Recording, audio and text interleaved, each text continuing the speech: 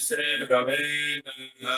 तावृजङ्गं व्याप्तं येन पुष्टं जराचरं धातुबोधं दर्शितं येन दर्शनं कृपेणं परिव्याप्तं ग्रहणकृष्णं जराचरं धातुबोधं दर्शितं येन दर्शनं श्रीगुरवे नमः। नमो राधेकं तप्तं राधेकं तपः अज्ञानात् परमनास्तु तस्मै श्रीगुरवे नमः। मन्मादस्य जगन्नाथमदिगुरु वदात्मा सर्वभूतात्मा तस्मै श्रीगुरवे नमः। गुरुराधरणीश्च गुरुपरमदैवतं गुरुपरं धर्मनास्ति तस्मै श्रीगुरवे नमः। ब्रह्मानन्दं परमसुखदं वेदमनुमतं तद्वादितं गगनसदृशं गगनयाजलम् ीरमजलं सर्वादे शान्तिभूतं आवादितं चूर्णरहितं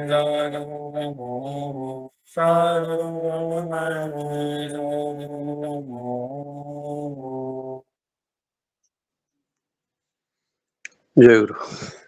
शंखध्वनि प्रदान कले आम श्रद्धा लक्ष्मीप्रिया माँ श्रीमती लक्ष्मीप्रिया प्रधान और सदगुरु वंदना कले आम श्रद्धा बिरदुति शुद्ध बिरदुति प्रधान और परिवार समस्त सर्वद मंगल ठाकुर श्री चरण प्रार्थना। जय गुरु। बर्तमान आम समत भाव 2 मिनट नाम जप करवा नाम समय आरंभ है।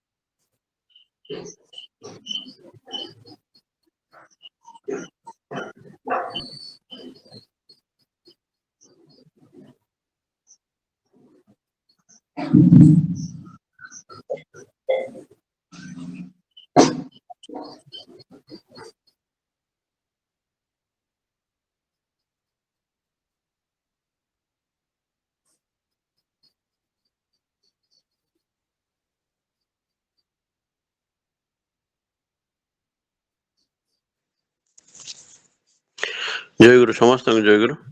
बर्तमान सत्यानुसरण ग्रंथ पाठ करिबा श्रद्धेय सुशील भाई श्री सुशील कुमार साहू सत्यानुसरण ग्रंथ पाठ करें। जय गुरु। जय गुरु जय गुरु।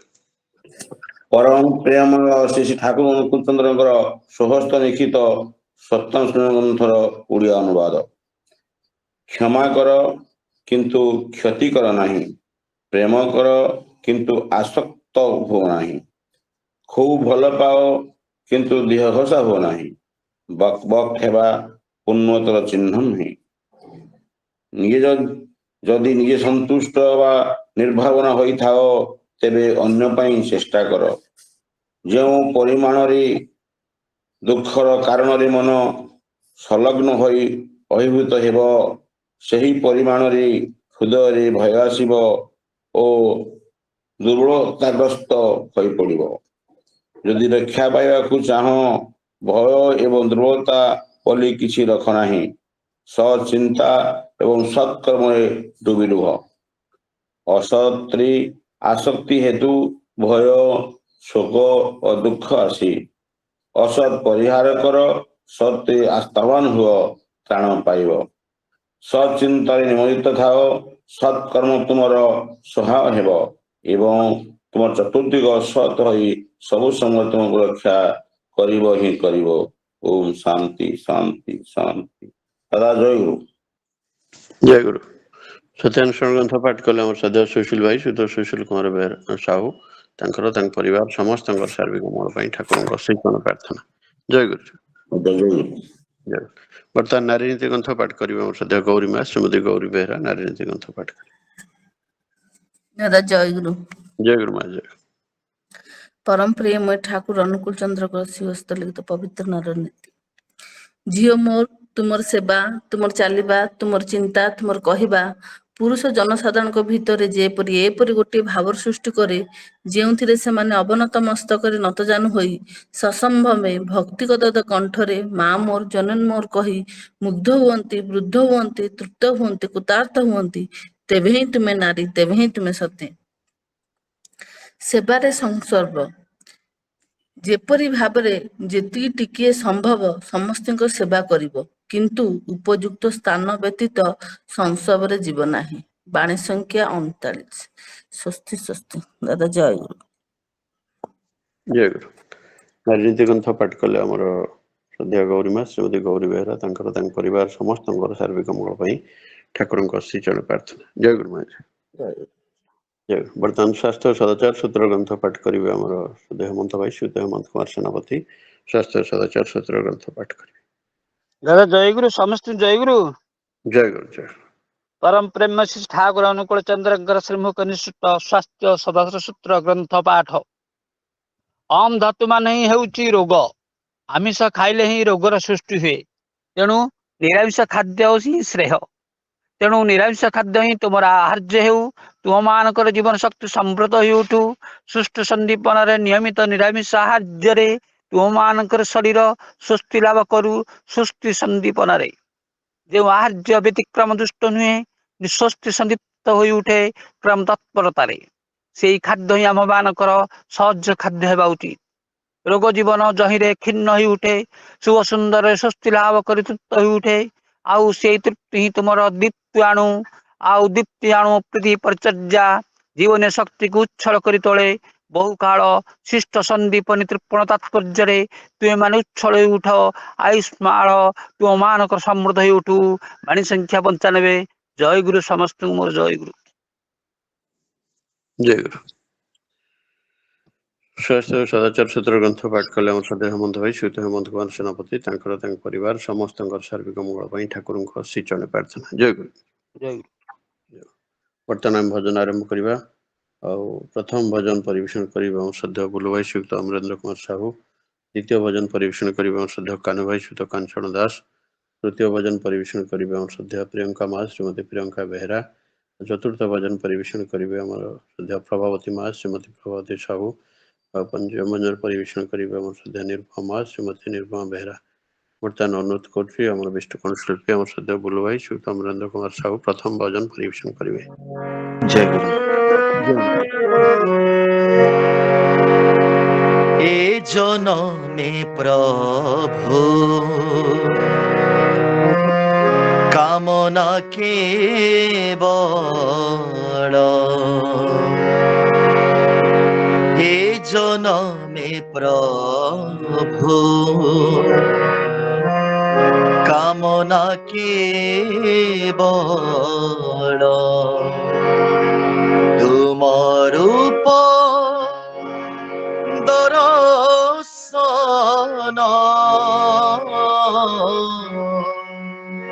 ए जनमे प्रभु कामना केवल तुम रूप दर्शन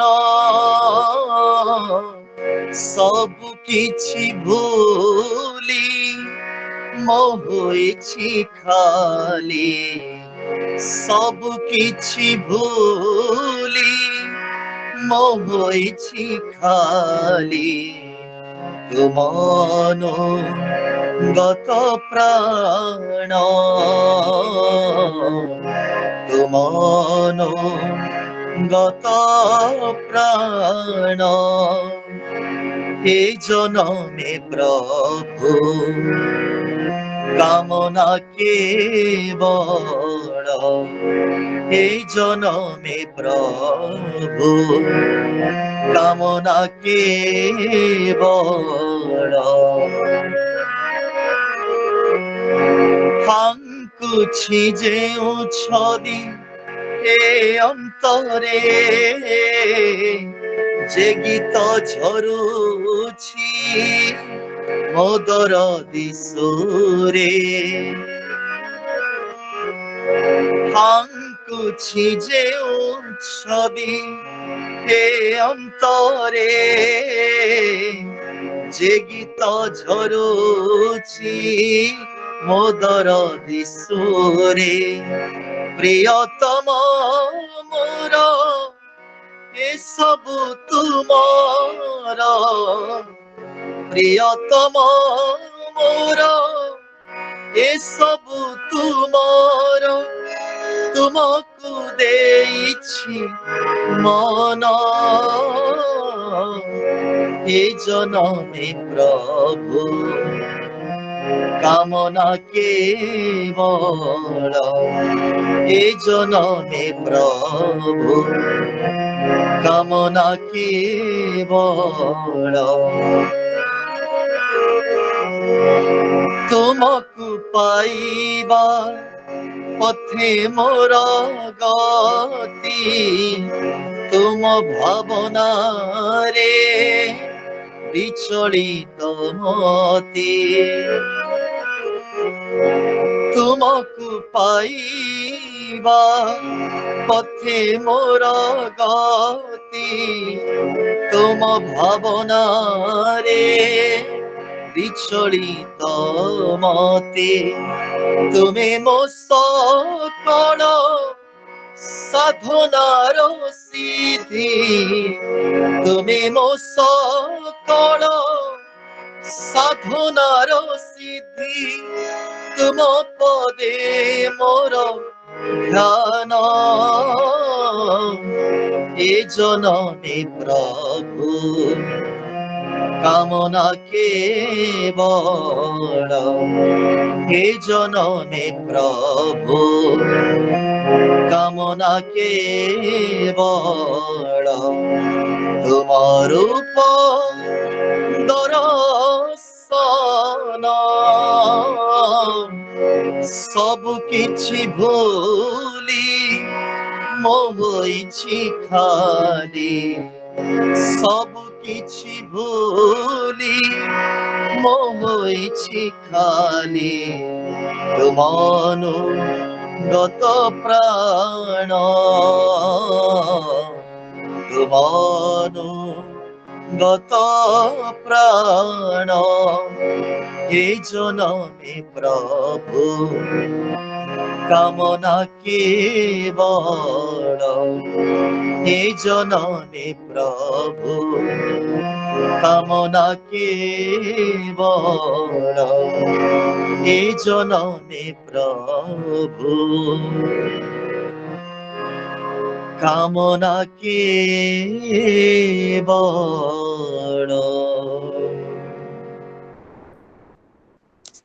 জয় গুরু জয় গুরু। খুব সুন্দর ভাবে আমার বিষ্ট কণ্ঠশিল্পী আমার সাথে বুলু ভাই শ্রীযুক্ত ଅମରେନ୍ଦ୍ର କୁମାର ସାହୁ খুব ସୁନ୍ଦର ଭାବରେ ଏଇ ଭଜନ ପରିବେଷଣ କଲେ।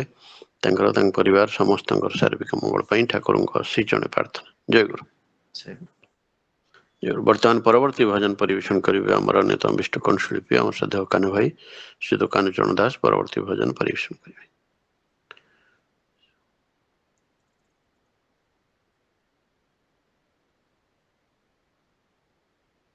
ଆଉ ଥରେ ଅନୁରୋଧ କରୁଛି ବର୍ତ୍ତମାନ ପରବର୍ତ୍ତୀ ଭଜନ ପରିବେଷଣ କରିବେ ଆମର ବିଷ୍ଟ କଣ୍ଠଶିଳ୍ପୀ ଆମର ଶ୍ରଦ୍ଧେୟ କାହ୍ନୁ ଭାଇ ଶ୍ରୀଯୁକ୍ତ କାହ୍ନୁଚରଣ ଦାସ ପରବର୍ତ୍ତୀ ଭଜନ ପରିବେଷଣ କରିବେ। ବୋଧହୁଏ କିଛି ସମସ୍ୟା ଅଛି, ଅନୁରୋଧ କରୁଛି ବର୍ତ୍ତମାନ ପରବର୍ତ୍ତୀ ଭଜନ ପରିବେଷଣ କରିବେ ଆମର ବିଷ୍ଟ କଣ୍ଠଶିଳ୍ପୀ ଆମର ଶ୍ରଦ୍ଧେୟ ପ୍ରିୟଙ୍କା ମା ଶ୍ରୀମତୀ ପ୍ରିୟଙ୍କା ବେହେରା ପରବର୍ତ୍ତୀ ଭଜନ ପରିବେଷଣ କରିବେ। ଦାଦା ଜୟ ଗୁରୁ। ଜୟ ଗୁରୁ।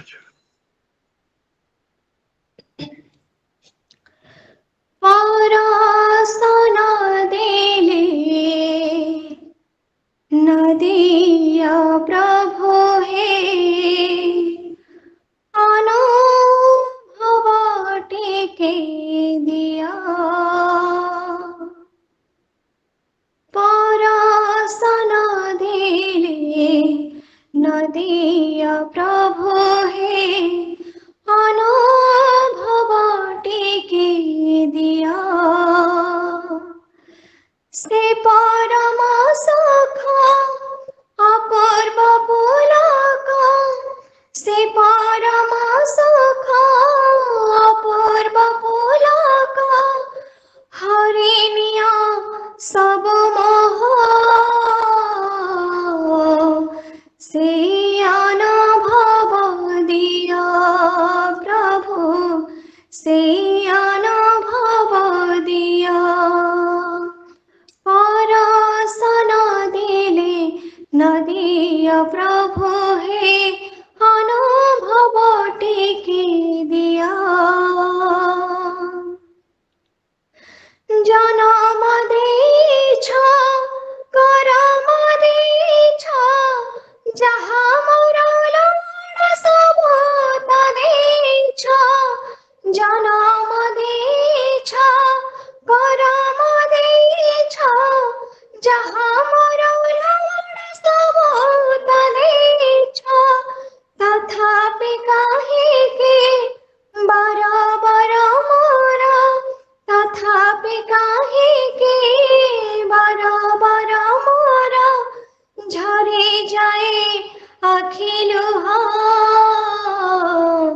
सत करे मते कह प्रभु से अनुभव दिया परसन दिले नदिया प्रभु हे अनुभव टिके दिया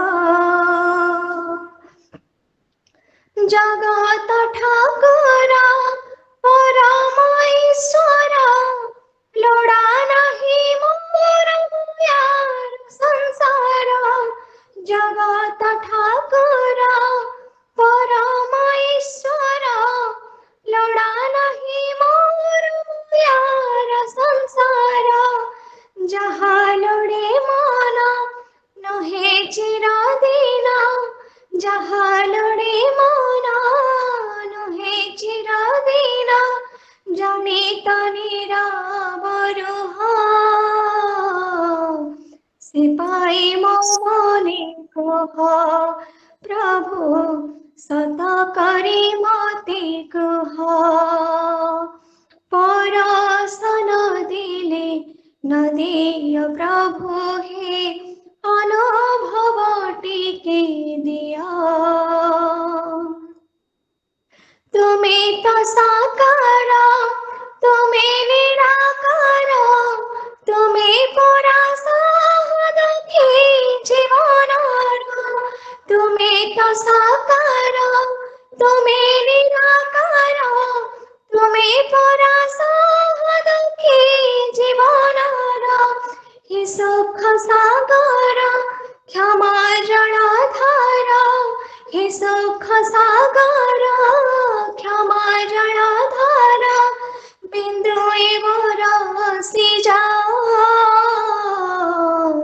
धन्य मते करी दिया प्रभु धन्य मते करी दिया परसन दिले नदिया प्रभु हे अनुभव टिके दिया परसन दिले नदिया प्रभु हे अनुभव टिके दिया से परम सुख अपूर्व पुलक से परम सुख अपूर्व पुलक हरिणिया सब मोह से अनुभव दिया प्रभु से अनुभव दिया से अनुभव दिया प्रभु से अनुभव दिया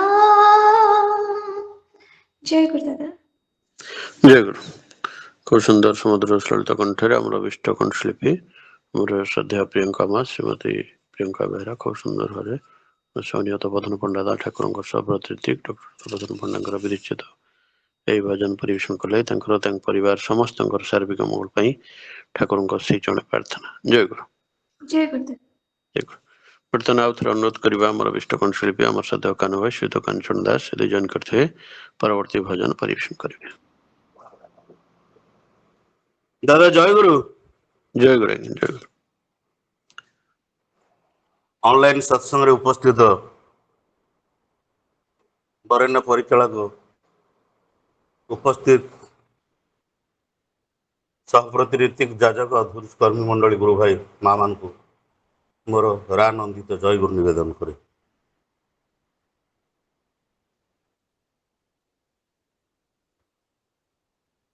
ତୁମ ଶ୍ରୀମନ୍ଦିରକୁ ଦେଖି ସତେ ବେନି ନେତ୍ର ଯାଏ ଲାଖି, ତୁମ ଶ୍ରୀମନ୍ଦିରକୁ ଦେଖି ସତେ ବେନି ନେତ୍ର ଯାଏ ଲାଖି, ପ୍ରଭୁ ତୁମେ ବିଜେ କରିଛ, ଧନ୍ୟ କଲ ପାପୀ ତାପିଙ୍କି, ତୁମ ଶ୍ରୀମନ୍ଦିରକୁ ଦେଖି ସତେ ବେନି ନେତ୍ର ଯାଏ ଲାଖି, ତୁମ ଶ୍ରୀମନ୍ଦିରକୁ ଦେଖି ସତେ ବେନି ନେତ୍ର ଯାଏ ଲାଖି, ପ୍ରଭୁ ତୁମେ ବିଜେ କରିଛ, ଧନ୍ୟ କଲ ପାପୀ ତାପିଙ୍କି, ତୁମ ଶ୍ରୀମନ୍ଦିରକୁ ଦେଖି ସତେ ବେନି ନେତ୍ର ଯାଏ ଲାଖି, ତୁମ ଶ୍ରୀମନ୍ଦିରକୁ ଦେଖି ସତେ ବେନି ନେତ୍ର ଯାଏ ଲାଖି, ଆନନ୍ଦ ମୋର ତ ଧାମରେ ତୁମ ଦରବାରରେ, କେତେ ଦୁଃଖୀ ରଙ୍କି ଆସେ ବୁଡ଼ ଦିଅନ୍ତି ନାମ ପ୍ରେମ ସାଗରେ, ଆନନ୍ଦ ମେଳିଛି ମୋର ତ ଧାମରେ ତୁମ ଦରବାରରେ, କେତେ ଦୁଃଖୀ ରଙ୍କି ଆସେ ବୁଡ଼ ଦିଅନ୍ତି ନାମ ପ୍ରେମ ସାଗରେ, ପୂର୍ବ ଜନ୍ମରେ ଥିଲେ ପୁଣ୍ୟ କେହି ଆସିପାରେ ତୀର୍ଥ ଧାମ, ପୂର୍ବ ଜନ୍ମରେ ଥିଲେ ପୁଣ୍ୟ କେହି ଆସିପାରେ ତୀର୍ଥ ଧାମ, ତୁମ ଦୟା କରୁଣା ନେଇ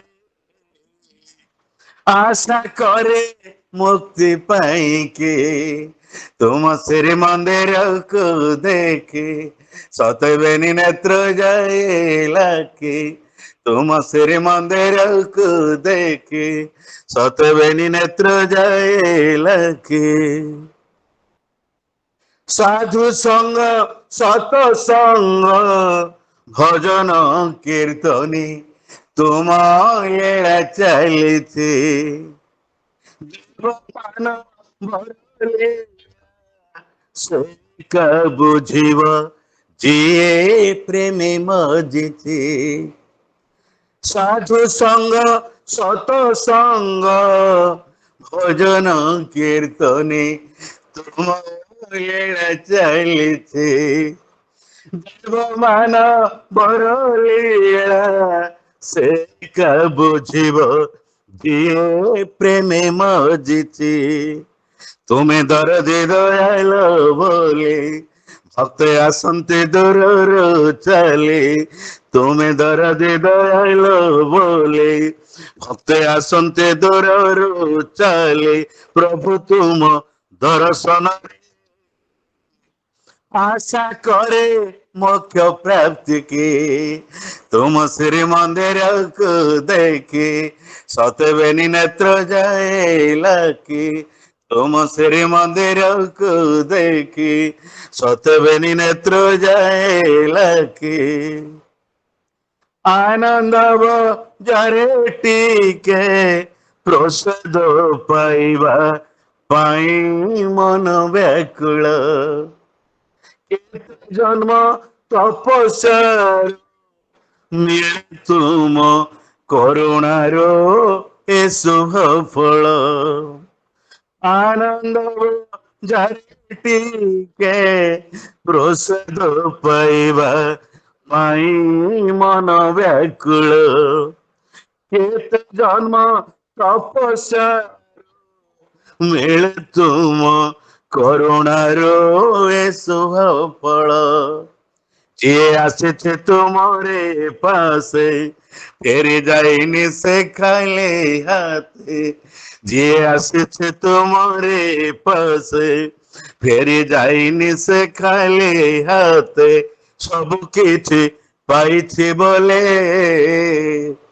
ମନ ବଳେ ସେବା ପାଇଁକି ତୁମ ଶ୍ରୀ ମନ୍ଦିରକୁ ଦେଖି ସତେବେନି ନେତ୍ର ଯାଏଲାକି ତୁମ ଶ୍ରୀ ମନ୍ଦିରକୁ ଦେଖି ସତେବେନି ନେତ୍ର ଯାଏଲାକି ପ୍ରଭୁ ତୁମେ ବିଜେ କରିଛ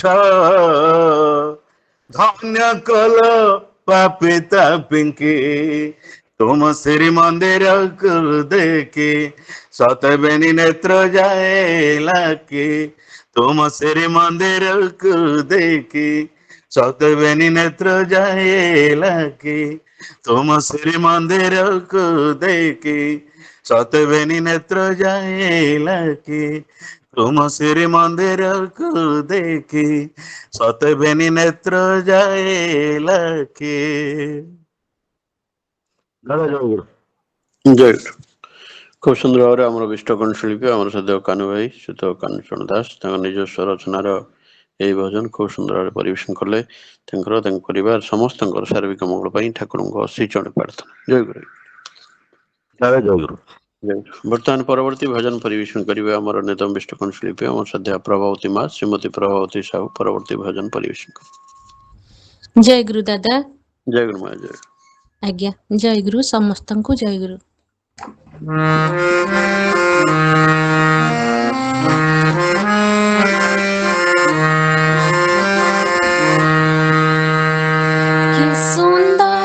କି ସୁନ୍ଦର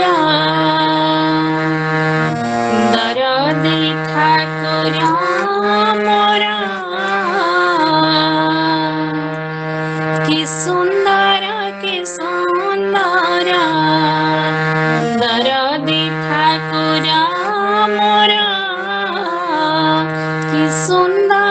କି ସୁନ୍ଦର ସ୍ନେହ ପ୍ରୀତି ମମତାର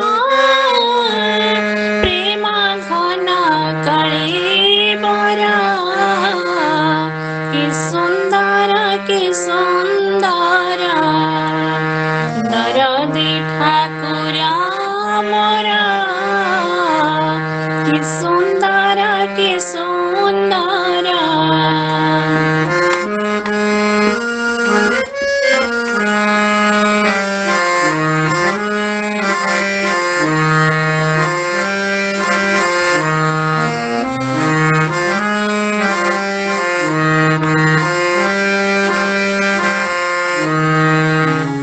ଆଖିରେ ମିଶିଲେ ଆଖି ପରାଣ ମଜାଏ ଲାଖି ଆଖିରେ ମିଶିଲେ ଆଖି ପରାଣ ମଜାଏ ଲାଖି ନିରେଖିବାଙ୍କ ଚାହାଣୀ ମୋହନ ତ୍ରିଭଙ୍ଗୀ ଥାଣୀ ନିରେଖିବାଙ୍କ ଚାହାଣୀ ମୋହନ ତ୍ରିଭଙ୍ଗୀ ଥାଣୀ ମନ ଯମୁନାରେ ମୋର ଉଠେ ପିରତି ଜୁଆର କି ସୁନ୍ଦର ଦରଦୀ ଠାକୁର ମୋର କି ସୁନ୍ଦର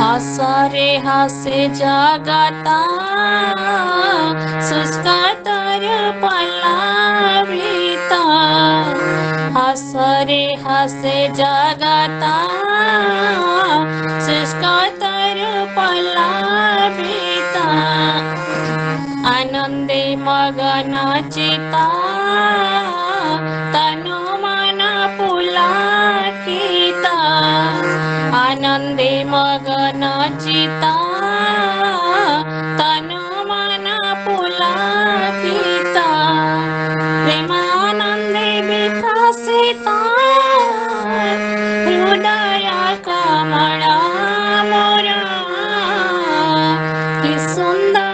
कि सुंदर दरदी ठाकुर मोरा कि सुंदर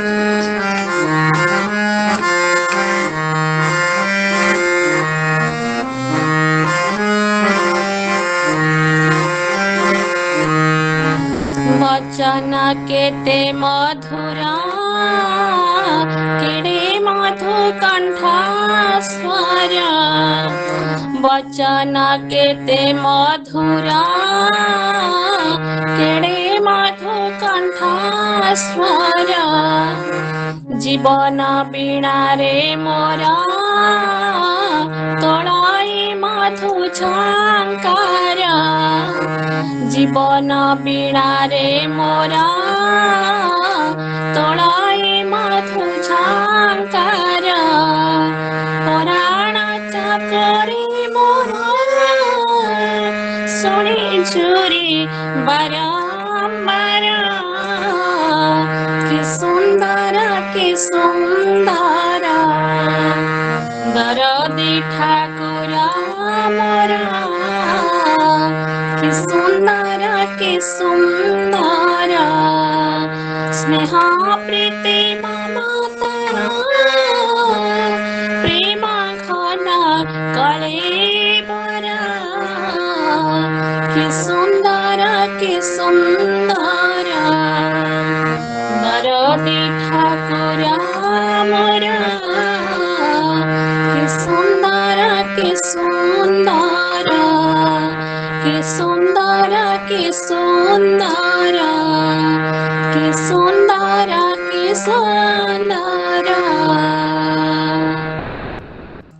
जय गुरु दादा जय गुरु खूब सुंदर समुद्र कंठरे आम विष्ट कंठशिल्पी आम सद्या प्रभावती माँ श्रीमती प्रभावती साहू खूब सुंदर भाव आम सहनीय सुभाष दा ठाकुर सप्रतीक श्रीयुक्त सुभाष चंद्र महापात्र विरचित यही भजन खूब सुंदर परिवेशन कले प्रभावती माँ परिवार समस्त सार्विक मंगल ठाकुर श्रीचरण प्रार्थना जय गुरु माँ जय गुरु दादा जय गुरु वर्तमान परवर्ती भजन परिवेशन करेंगे आमर अन्यतम विष्ट कंठशिल्पी और सद्या निरुपमा माँ श्रीमती निरुपमा बेहरा परवर्ती भजन परिवेशन करेंगे जय गुरु जय गुरु माँ जय स्थित समस्त भाई माँ मान आनंद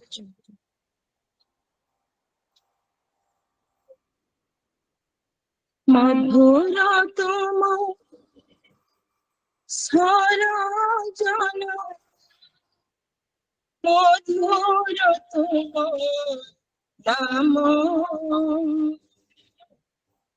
मधुर तुम कर परस करुणा भोला प्रेम मधुर तुम सरोजना मधुर तुम दान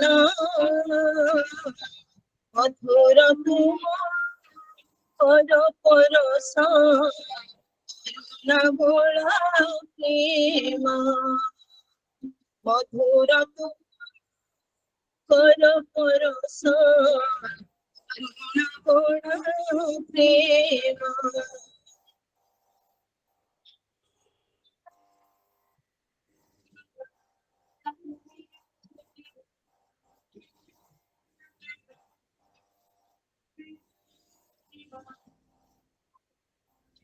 से ही करुणा तिथि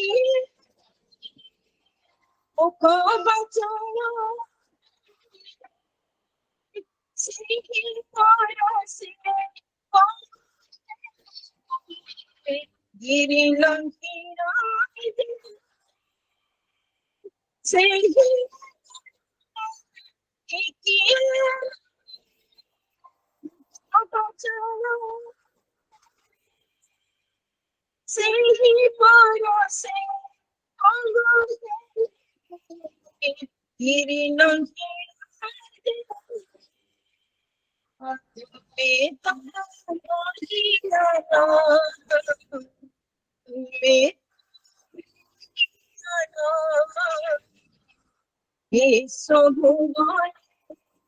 ରହିଛି ପୁରୀ ତୁମେ ହିଁ ଭଗବାନ ମଧୁର ମଧୁର ତୁମ ଦାନ ମଧୁର ତୁମର ପରଶ କରୁଣା ମୋରା ପ୍ରେମ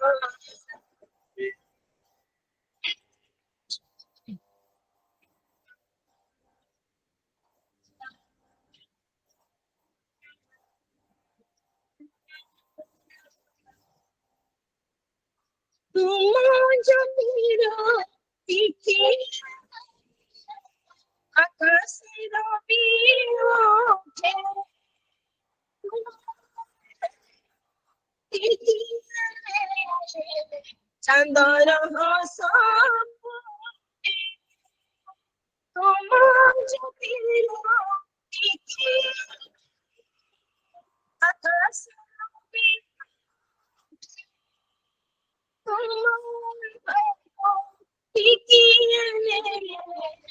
चंदर हस तुम्हें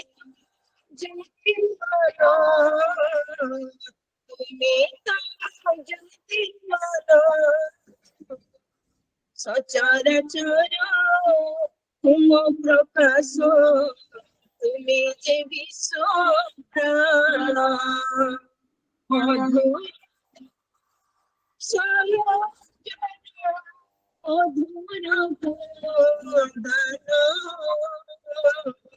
मधुर तुम परस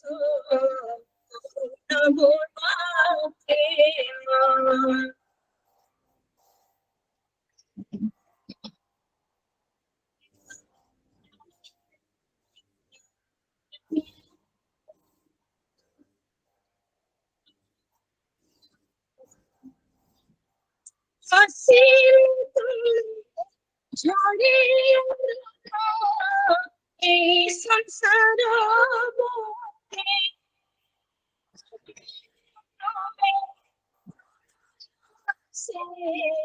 जगत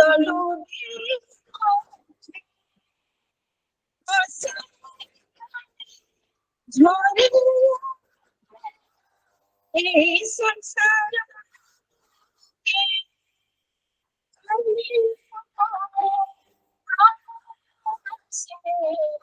जगत तुम्हें सनातन सनातन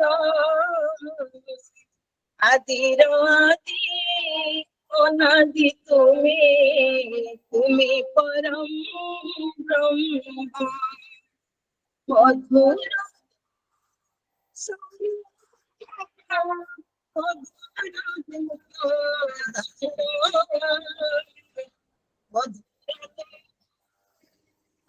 परस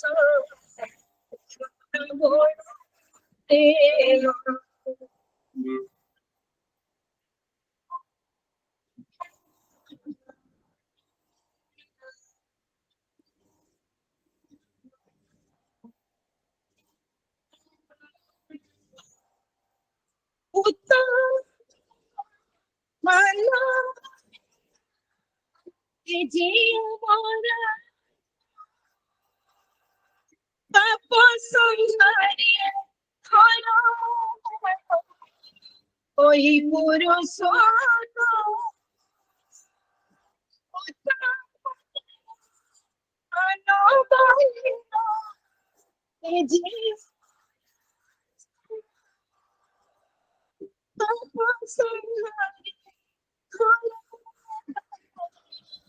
कोई पुरुष सर्व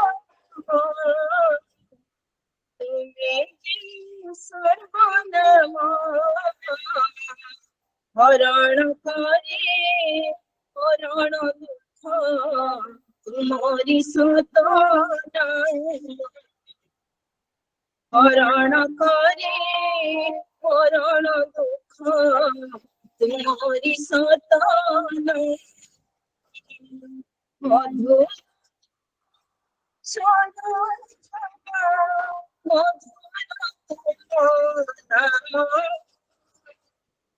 মধুর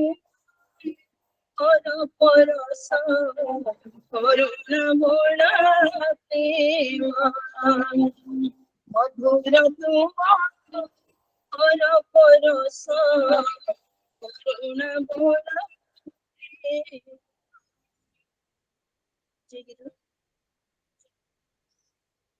জয় গুরু। জয় গুরু। খুব সুন্দর সমুদ্র কণ্ঠরে আমার অভিষ্ট কণ্ঠশিল্পী আমার ସାଧ୍ୟା ନିରୁପମା ମା ଶ୍ରୀମତୀ ନିରୁପମା ବେହେରା ଖୁବ ସୁନ୍ଦର ଭାବରେ ସର୍ବପୂଜ୍ୟ ସ୍ୱରରେ ତାଙ୍କର ବିରଚିତ ଏହି ଭଜନ ପରିବେଷଣ କଲେ। ତାଙ୍କର ତାଙ୍କ ପରିବାର ସମସ୍ତଙ୍କର ଶାରୀରିକ ମଙ୍ଗଳ ପାଇଁ ଠାକୁରଙ୍କ ଶ୍ରୀ ଜଣେ ପ୍ରାର୍ଥନା। ଜୟ ଗୁରୁ ମା। ଜୟ ଗୁରୁ ଜୟ ଗୁରୁ। ବର୍ତ୍ତମାନ କୀର୍ତ୍ତନ ପରିବେଷଣ କରିବେ ଆମର ସାଥୀ ମୃତ୍ୟୁଞ୍ଜୟ ଭାଇ। ଠାକୁରଙ୍କର ପବିତ୍ର ପାଞ୍ଜାରେ କର୍ମେଶ୍ୱର ମୃତ୍ୟୁଞ୍ଜୟ କୁମାର ରାଉତ ଏବଂ ତାଙ୍କ ପରିବାର କୀର୍ତ୍ତନ ପରିବେଷଣ କରିବେ। ଦାଦା ଜୟ ଗୁରୁ। ଜୟ ଗୁରୁ। কি আনন্দ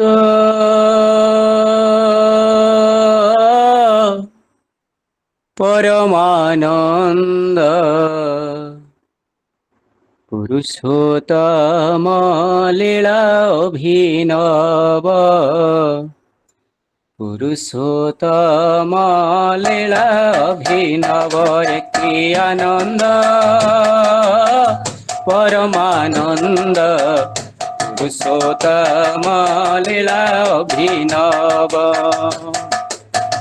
পতিত পাবন নর নারায়ণ পতিত পাবন নর নারায়ণ পতিত পাবন নর নারায়ণ পতিত পাবন নর নারায়ণ প্রেমময় রূপে দিব্য আবির্ভাব প্রেমময় রূপে দিব্য আবির্ভাব প্রেমময় রূপে দিব্য আবির্ভাব প্রেমময় রূপে দিব্য আবির্ভাব কি আনন্দ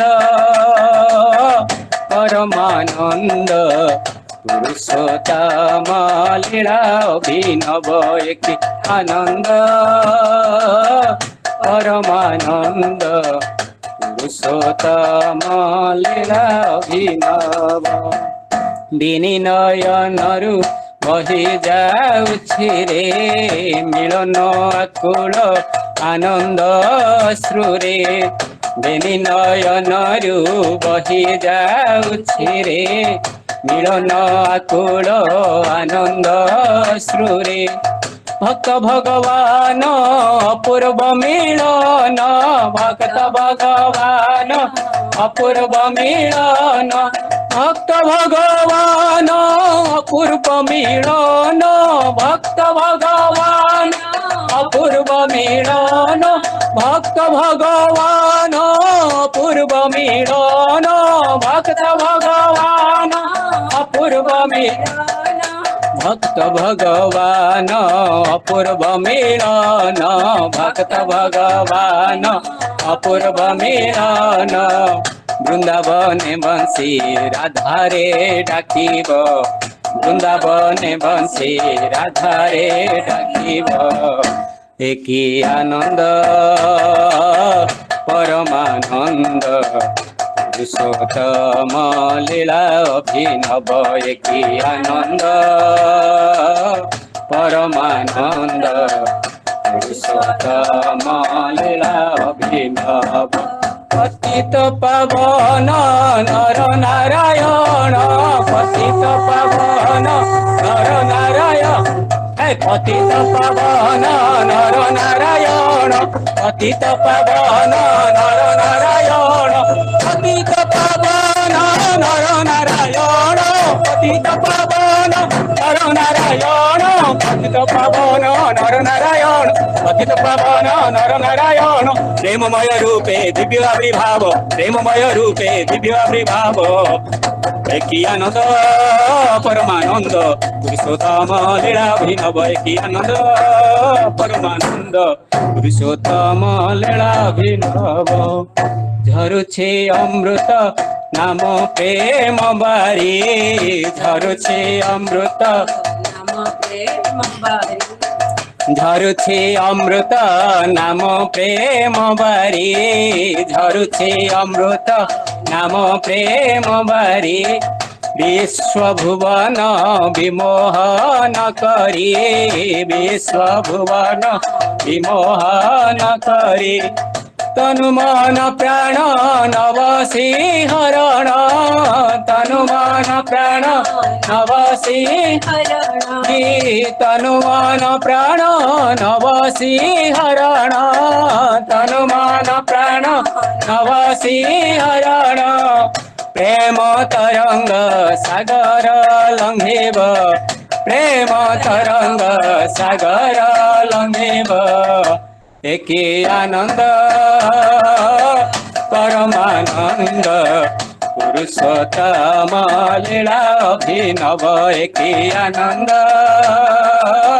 পরমানন্দ পুরুষোত্তম লীলা অভিনব ডাকরে দয়াল দয়া হৃদ খোলি ডাকরে দয়াল দয়া হৃদ খোলি গাওরে দয়াল দয়া হৃদ খোলি গাওরে দয়াল দয়া হৃদ খোলি দুঃখ বেদনা দূরে যাও চালি দুঃখ বেদনা দূরে যাও চালি পরম পিতারে ডাক প্রাণ ভরে পরম পিতারে ডাক প্রাণ আজি বিশ্ব পিতারে ডাক প্রাণ ভরে বিশ্ব পিতারে ডাক প্রাণ ভরে পরম পিতারে ডাক প্রাণ ভরে পরম পিতারে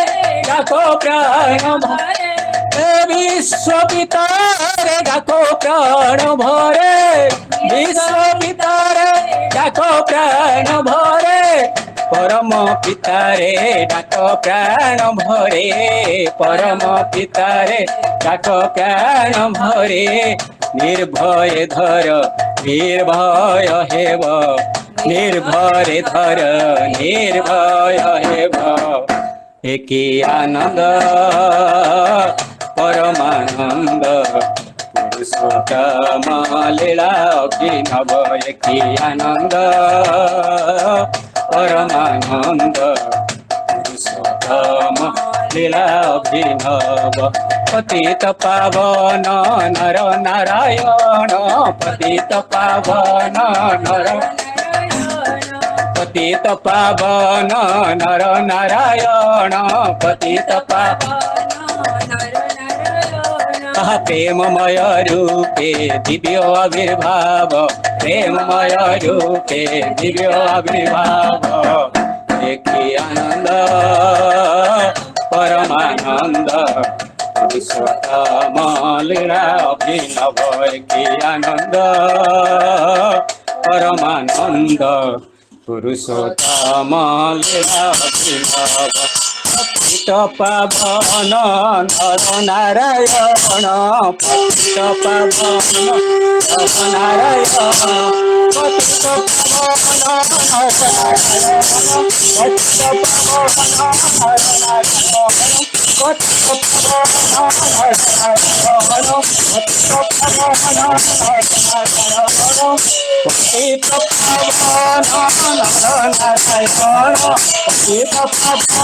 পাবন নর নারায়ণ পতিত পাবন নারায়ণ পতিত পাবন নারায়ণ পতিত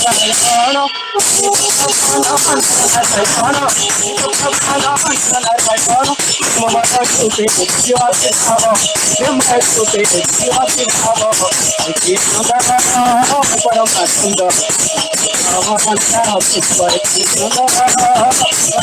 পরমানন্দ ଅଭିନବ ଶୀତ ପବନ ନାରାୟଣ ଶୀତ ପବନ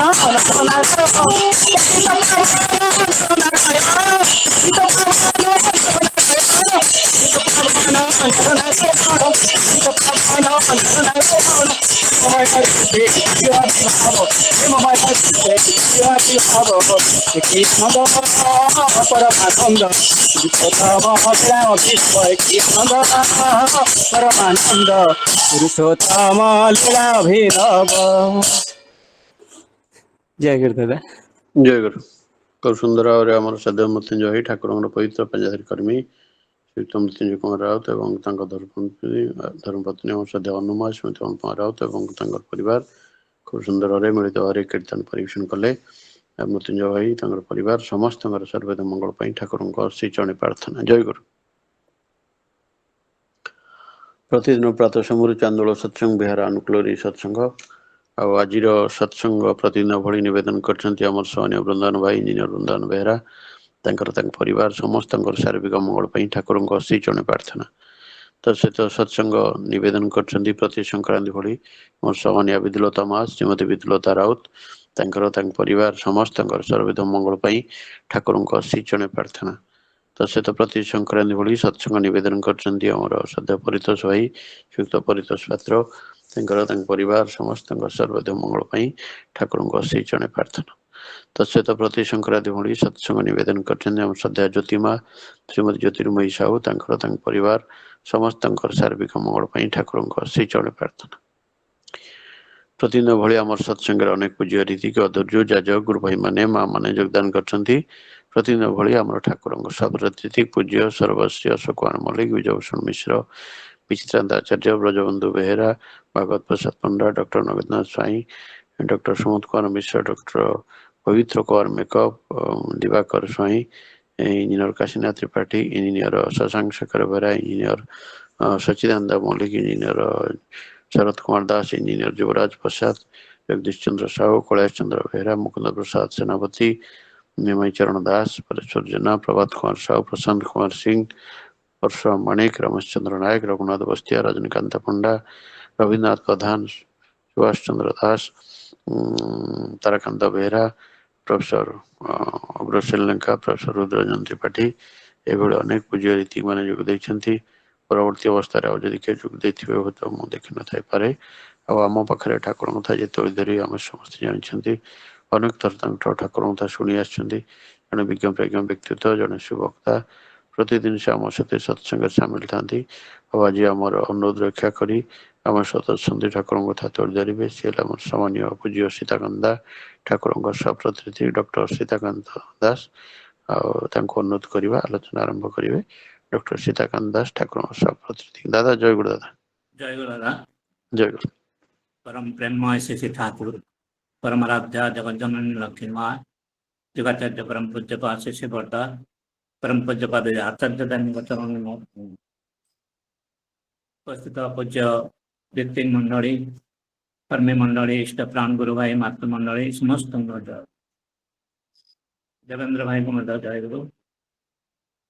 जाओ प्रतिदिन भरी आम आज सत्संग एकजुट हो चांदोल सत्संग से तार अभियान जारी रखी तार मूल आम देवेंद्र भाई जे कि साधना कर चलती एवं आमको सबू ये ठाकुर कथा कहवाई टे सुजोग दौरान ए भी आम धन्य कृतज्ञ कारण ठाकुर कथा कहवा शुणा ए सब भाग्य थे मिले आते दिन जो मैंने सत्संगी से मैंने जिते कम करते भी किंतु ठाकुर जमी कहते सेमती आम एत पर्यंत संपूर्ण भाव में पारिना जो आम लोक मान एट्राक्ट करूँ।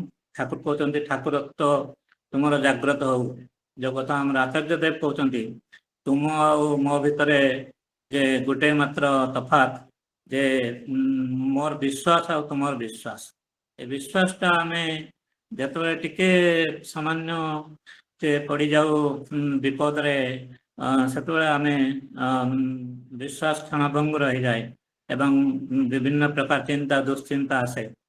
କିନ୍ତୁ ଯେଉଁମାନେ ତାଙ୍କ ଜୀବନ ଅର୍ପଣ କରି ଚାଲିଛନ୍ତି, ଠାକୁର ଯେଉଁ ଆଚାର୍ଯ୍ୟ ପରମ୍ପରା ଆମ ଆଗ ରଖିଯାଇଛନ୍ତି, ପରମ ପୂଜ୍ୟପାଦ ବଡ଼ଦାଙ୍କୁ ଆମେ ଦେଖିଛୁ, ଏବେ ପରମ ପୂଜ୍ୟପାଦ ଦାଦାଙ୍କୁ ମଧ୍ୟ ଦେଖିଛୁ, ଏବେ ଶ୍ରୀ ଶ୍ରୀ ଆଚାର୍ଯ୍ୟ ଦେବଙ୍କୁ ମଧ୍ୟ ଦେଖୁଛୁ, ଯେ କି ତାଙ୍କର ଜୀବନର ସବୁ କାମର ମୂଳ ହେଲା ଯେ ଲୋକମାନଙ୍କ ମଙ୍ଗଳ କରିବା, ଲୋକମାନଙ୍କୁ ଠାକୁରଙ୍କ ପାଖକୁ କେମିତି ଆଣିବା ଏବଂ ଯେଉଁମାନେ ଠାକୁରଙ୍କ କାମରେ ଲାଗି ରହିଛନ୍ତି ସେମାନେ କେମିତି ଆହୁରି ଆହୁରି ଉତ୍ତରୋତ୍ତର ଠାକୁରଙ୍କ ଆଡ଼କୁ ଯିବେ, ସେଇ ତାଙ୍କର ସାଧନା, ସେଇ ତାଙ୍କର ଚିନ୍ତା, ସେଇ ତାଙ୍କର ଯେଉଁ କର୍ମ।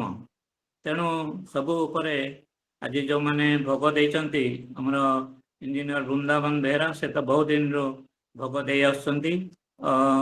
ତାପରେ ସଂକ୍ରାନ୍ତି ପାଇଁ ଯେଉଁମାନେ ଭୋଗ ଦେଇଛନ୍ତି, ବିଦ୍ୟୁଲତା ରାଉତମା, ପରିତୋଷ ପାତ୍ର ଦାଦା, ଜ୍ୟୋତିର୍ମୟୀ ସାହୁ ମା, ମାନେ ସଂକ୍ରାନ୍ତି ଯୋଗୁଁ ଆଜି ସଂକ୍ରାନ୍ତି ମଧ୍ୟ ସଂକ୍ରାନ୍ତି ଯୋଗୁଁ ଭୋଗ ଦେଇଛନ୍ତି। ଠାକୁରଙ୍କ ପାଖରେ ପ୍ରାର୍ଥନା ଯେ ସେମାନେ ଯାହା ବି ତାଙ୍କର ପରିବାର ତ ମଙ୍ଗଳ ହବ ହିଁ ହବ, କାରଣ ଯେଉଁମାନେ ଭୋଗ ଦିଅନ୍ତି ସେମାନେ ନିଶ୍ଚିନ୍ତ ଭାବରେ ଠାକୁରଙ୍କ ଆଡ଼କୁ ଆହୁରି ଆହୁରି ଅଗ୍ରସର ହୁଅନ୍ତି ଏବଂ ତାଙ୍କର ଜୀବନ ସେମିତି ଆନନ୍ଦମୟ ହେଇ ରହୁ, ସେମାନେ ଠାକୁରଙ୍କ ପାଇଁ ସେମିତି ଦେଇ ଚାଲନ୍ତୁ, ଆହୁରି ଠାକୁରଙ୍କ ଆଡ଼କୁ ଅଗ୍ରସର ହୁଅନ୍ତୁ, ଏଇ ମୋ ଠାକୁରଙ୍କ ପାଖରେ ପ୍ରାର୍ଥନା। ଯାହା ହଉ ଆଜି ଯେଉଁମାନେ ସତ୍ୟାନୁସରଣ ପଢ଼ିଲେ, ନାରୀ ନୀତି ପଢ଼ିଲେ ଏବଂ ଯେଉଁ ଆମର ସ୍ୱାସ୍ଥ୍ୟ ସଦାଚାର ସୂତ୍ର ଭାଇ ମା ମାନେ ପଢ଼ିଲେ, ସେମାନେ ସମସ୍ତେ ସବୁବେଳେ ଠାକୁରଙ୍କ ସାଙ୍ଗରେ ଲାଗି ରହିଛନ୍ତି ଏବଂ ସେଇ ଆମର ଦେବେନ୍ଦ୍ର ଭାଇଙ୍କ ଟିମ୍ରେ ସେମାନେ ସଦସ୍ୟ ଏବଂ ସେମାନେ ତାଙ୍କର କର୍ମ କରିଚାଲିଛନ୍ତି। ଆଉ ଯେଉଁମାନେ ଭଜନ କୀର୍ତ୍ତନ ଗାଉଛନ୍ତି ସେମାନେ ମଧ୍ୟ ସେହିପରି ଯେ ତାଙ୍କର ଟିମ୍ର ଲୋକ, ଯେଉଁ ଆମର ଦେବେନ୍ଦ୍ର ଭାଇ ଟିମ୍ କରିଛନ୍ତି, ଯେଉଁଥିପାଇଁ କି ସେ 7 ବର୍ଷ 8 ବର୍ଷ ଧରି 19 ମସିହାରୁ ଏଇ ସତ୍ସଙ୍ଗ ଚାଲୁଛି, 20 ମସିହାରୁ ଏବଂ ଆଜି 26 ମସିହା ହେଲାଣି। ଆମେ ସମସ୍ତେ ସେଥିରେ ଯେଉଁ କେବଳ ଯୋଗଦାନ କରୁଛୁ ନାହିଁ, ଉପଭୋଗ କରୁଛୁ ମଧ୍ୟ ଠାକୁରଙ୍କୁ। ଠାକୁର ତ କହିଲେ ଯେ ଠାକୁର ଛଡ଼ା ଦୁନିଆରେ ଆଉ କିଛି ନାହିଁ। ସେ କଥା ଯଦି ଆମେ ଭୁଲିଯାଉ ତାହେଲେ ଆମେ ନିଶ୍ଚିନ୍ତ ଭାବରେ ଅସୁବିଧାରେ ପଡ଼ିବୁ ହିଁ ପଡ଼ିବୁ। ଯାହା ହଉ ଆସନ୍ତାକାଲି ତ ଯେଉଁ ଆମର ସାବିତ୍ରୀ ବ୍ରତ ଗୋଟେ ବିରାଟ ଉତ୍ସବ, ଯେ କଥା ଆମେ ସମସ୍ତେ ଜାଣିଛୁ। ବିଶେଷତଃ ମା ମାନେ ଶାଢ଼ୀ ଶଙ୍ଖା ଗହଣା ସହିତ ଫଳମୂଳରେ ବେଶୀ ବ୍ୟାପୃତ ରହନ୍ତି। ସେମାନଙ୍କର ଦରକାର କେତେ ପ୍ରକାର ଫଳ ଆସିବ, କେତେ ପ୍ରକାର ଯେଉଁ ଆମେ କ'ଣ କିଣିବା, ସୁନା କେଉଁଠି ଲୁଗା କିଣିବା, ଏସବୁ ଜିନିଷରେ ବେଶୀ ମା ମାନେ ମନ ଦିଅନ୍ତି। କିନ୍ତୁ ପ୍ରକୃତ କଥା ତ ସେୟା ନୁହେଁ। ଠାକୁରଙ୍କ କଥା ହେଲା ଯେ ସାବିତ୍ରୀ ଯେପରି ସତୀ ଥିଲେ, ଯେ କି ତାଙ୍କର ସ୍ୱାମୀକୁ ଯମ କବଳରୁ ଫେରେଇ ଆଣିଥିଲେ, ସେଥିରେ ଠାକୁର କହୁଛନ୍ତି କବଳରୁ ଫେରେଇ ଆଣିବେ କ'ଣ, ଯମ ତ ଅପେକ୍ଷା କରିବ ସତୀ ପାଖରେ ଯେ ଠିଆ ହେଇକି, ତମେ ସେଇଠି ଠିଆ ହେଇଥାଅ, ତମେ ମୋର ସ୍ୱାମୀକୁ ନେଇପାରିବନି। ଯମ କ'ଣ ନେଇଯିବ, କଥା ବେଶୀ କାର୍ଯ୍ୟ କମ୍, ନିଜେ ହିଁ ବନେ ନିଜର ଜମ। ଆଉ ଯମ କୁଆଡ଼େ କିଛି ନାହିଁ, ଆମେ ହିଁ ଆମର ଯମ। ଆମେ ହିଁ ଆମକୁ ଜୀବନକୁ ଧୀରେ ଧୀରେ କ୍ଷୁଣ୍ଣ କରୁଛୁ ଏବଂ ଆମେ ମରଣ ତ ସମସ୍ତଙ୍କର ହବ ଦିନେ ନା ଦିନେ, କିନ୍ତୁ ଅକାଳ ମୃତ୍ୟୁ ବା ଏସବୁ ଜିନିଷ କେବେ ହବନି। ଠାକୁର ବାର ବାର ଆମକୁ କହିଛନ୍ତି, ଯେଉଁମାନେ ଠାକୁରଙ୍କୁ ଧରି ଚାଲିଛନ୍ତି ବିଶେଷତଃ।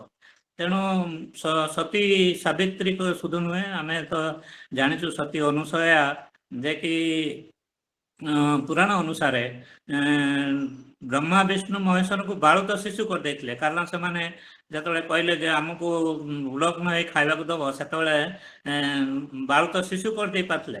ଏବେ ତୁଳସୀ କଥା ଆମେ ଜାଣିଛୁ, ଯେ କି ଜଳନ୍ଧର ରାକ୍ଷସ ତାର ସତୀତ୍ୱ ବଳରେ ସିଏ ସାରା ପୃଥିବୀକୁ ଜୟ କରିଥିଲା, ଶିବଙ୍କୁ ମଧ୍ୟ ହରାଇ ଦେଇଥିଲା। ଶେଷରେ ଭଗବାନ ବିଷ୍ଣୁ ଯେଉଁ ଛଳ କରିକିରି ତାକୁ ମାରିଥିଲେ, ସେ କଥା ଆମେ ସମସ୍ତେ ଜାଣିଛୁ। ତେଣୁ ମା ମାନଙ୍କ ସତୀତ୍ୱ ଉପରେ ସାରା ଦୁନିଆ ନିର୍ଭର କରୁଛି ଏବଂ ଶୁଧୁ ସେୟା ନୁହେଁ, ପ୍ରତ୍ୟେକ ପରିବାର ବିଶେଷତଃ ମା ମାନଙ୍କ ଉପରେ ନିର୍ଭର, ତାର ସ୍ୱାମୀ, ତାର ଶାଶୁ ଶ୍ୱଶୁର, ତାର ପିଲା ସମସ୍ତଙ୍କ ପାଇଁ ସେ ନିଃଶବ୍ଦ ଭାବରେ ନିଃସଙ୍କୋଚ ଭାବରେ ନିର୍ମଳ ମନରେ ସବୁବେଳେ କରିଥାଏ। ତାର କୌଣସି ଆଶା ନାହିଁ, କୌଣସି ଯୋଉ ପ୍ରତ୍ୟାଶା ନାହିଁ।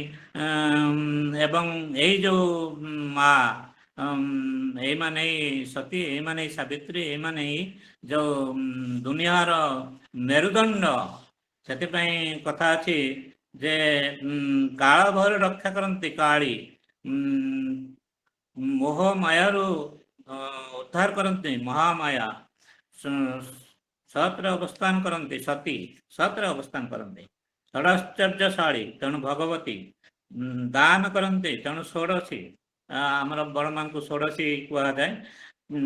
ବିଶ୍ୱ ଭୁବନ ପାଳନ କରନ୍ତି ଏବଂ ସୁଖ ନିଦ୍ରାର କାରଣ ତେଣୁ ଭୁବନେଶ୍ୱରୀ, ବିଶ୍ୱକୁ ନିଜ ବଶରେ ରଖିଛନ୍ତି ତେଣୁ ବଗଲା, ବିଶ୍ୱ ପ୍ରେମରେ ବିଗଳିତ ବୈଷ୍ଣବୀ, ମାୟା ଛିନ୍ନ କରି ଜୀବକୁ ମୁକ୍ତ କରନ୍ତି ଛିନ୍ନମସ୍ତା, ପରମାତ୍ମାଙ୍କୁ ସମ୍ବନ୍ଧ କରନ୍ତି ତେଣୁ ପରମା, ଭବରେ କାରଣ ସ୍ୱରୂପିଣୀ ତେଣୁ ଭୈରବୀ, ବିପଦରୁ ରକ୍ଷା କରନ୍ତି ତେଣୁ ବିପଦ ତାରିଣୀ, ଜୀବନ ଅହଙ୍କାର ନାଶ କରନ୍ତି ତେଣୁ ସାତକ୍ଷୀ, ଜୀବନକୁ କ୍ରାନ୍ତି ଶାନ୍ତି ପ୍ରଦାନ କରନ୍ତି ତେଣୁ କମଳା। ଏବେ ଆଦ୍ୟାଶକ୍ତି ଲୀଳାମୟୀ, ସୃଷ୍ଟି ସ୍ଥିତି ପ୍ରଳୟ କରନ୍ତି ସେଇ ଆମର ମା ମାନେ ଶକ୍ତି ସ୍ୱରୂପିଣୀ। ଯୋଉ କଥା ଆମେ ଦେଖିଛୁ ଦୁର୍ଗା କାଳୀ ରୂପରେ ଯେତେବେଳେ ଭଗବାନ ମଧ୍ୟ ତାଙ୍କୁ ପୂଜା କରିଛନ୍ତି ଶକ୍ତି ସ୍ୱରୂପିଣୀ ହିସାବରେ। ତେଣୁ ସାବିତ୍ରୀ ବ୍ରତ ତ ନିହାତି ଆମର ସନାତନ ଧର୍ମରେ ଗୋଟେ ବହୁତ ପୁଣ୍ୟ ବ୍ରତ।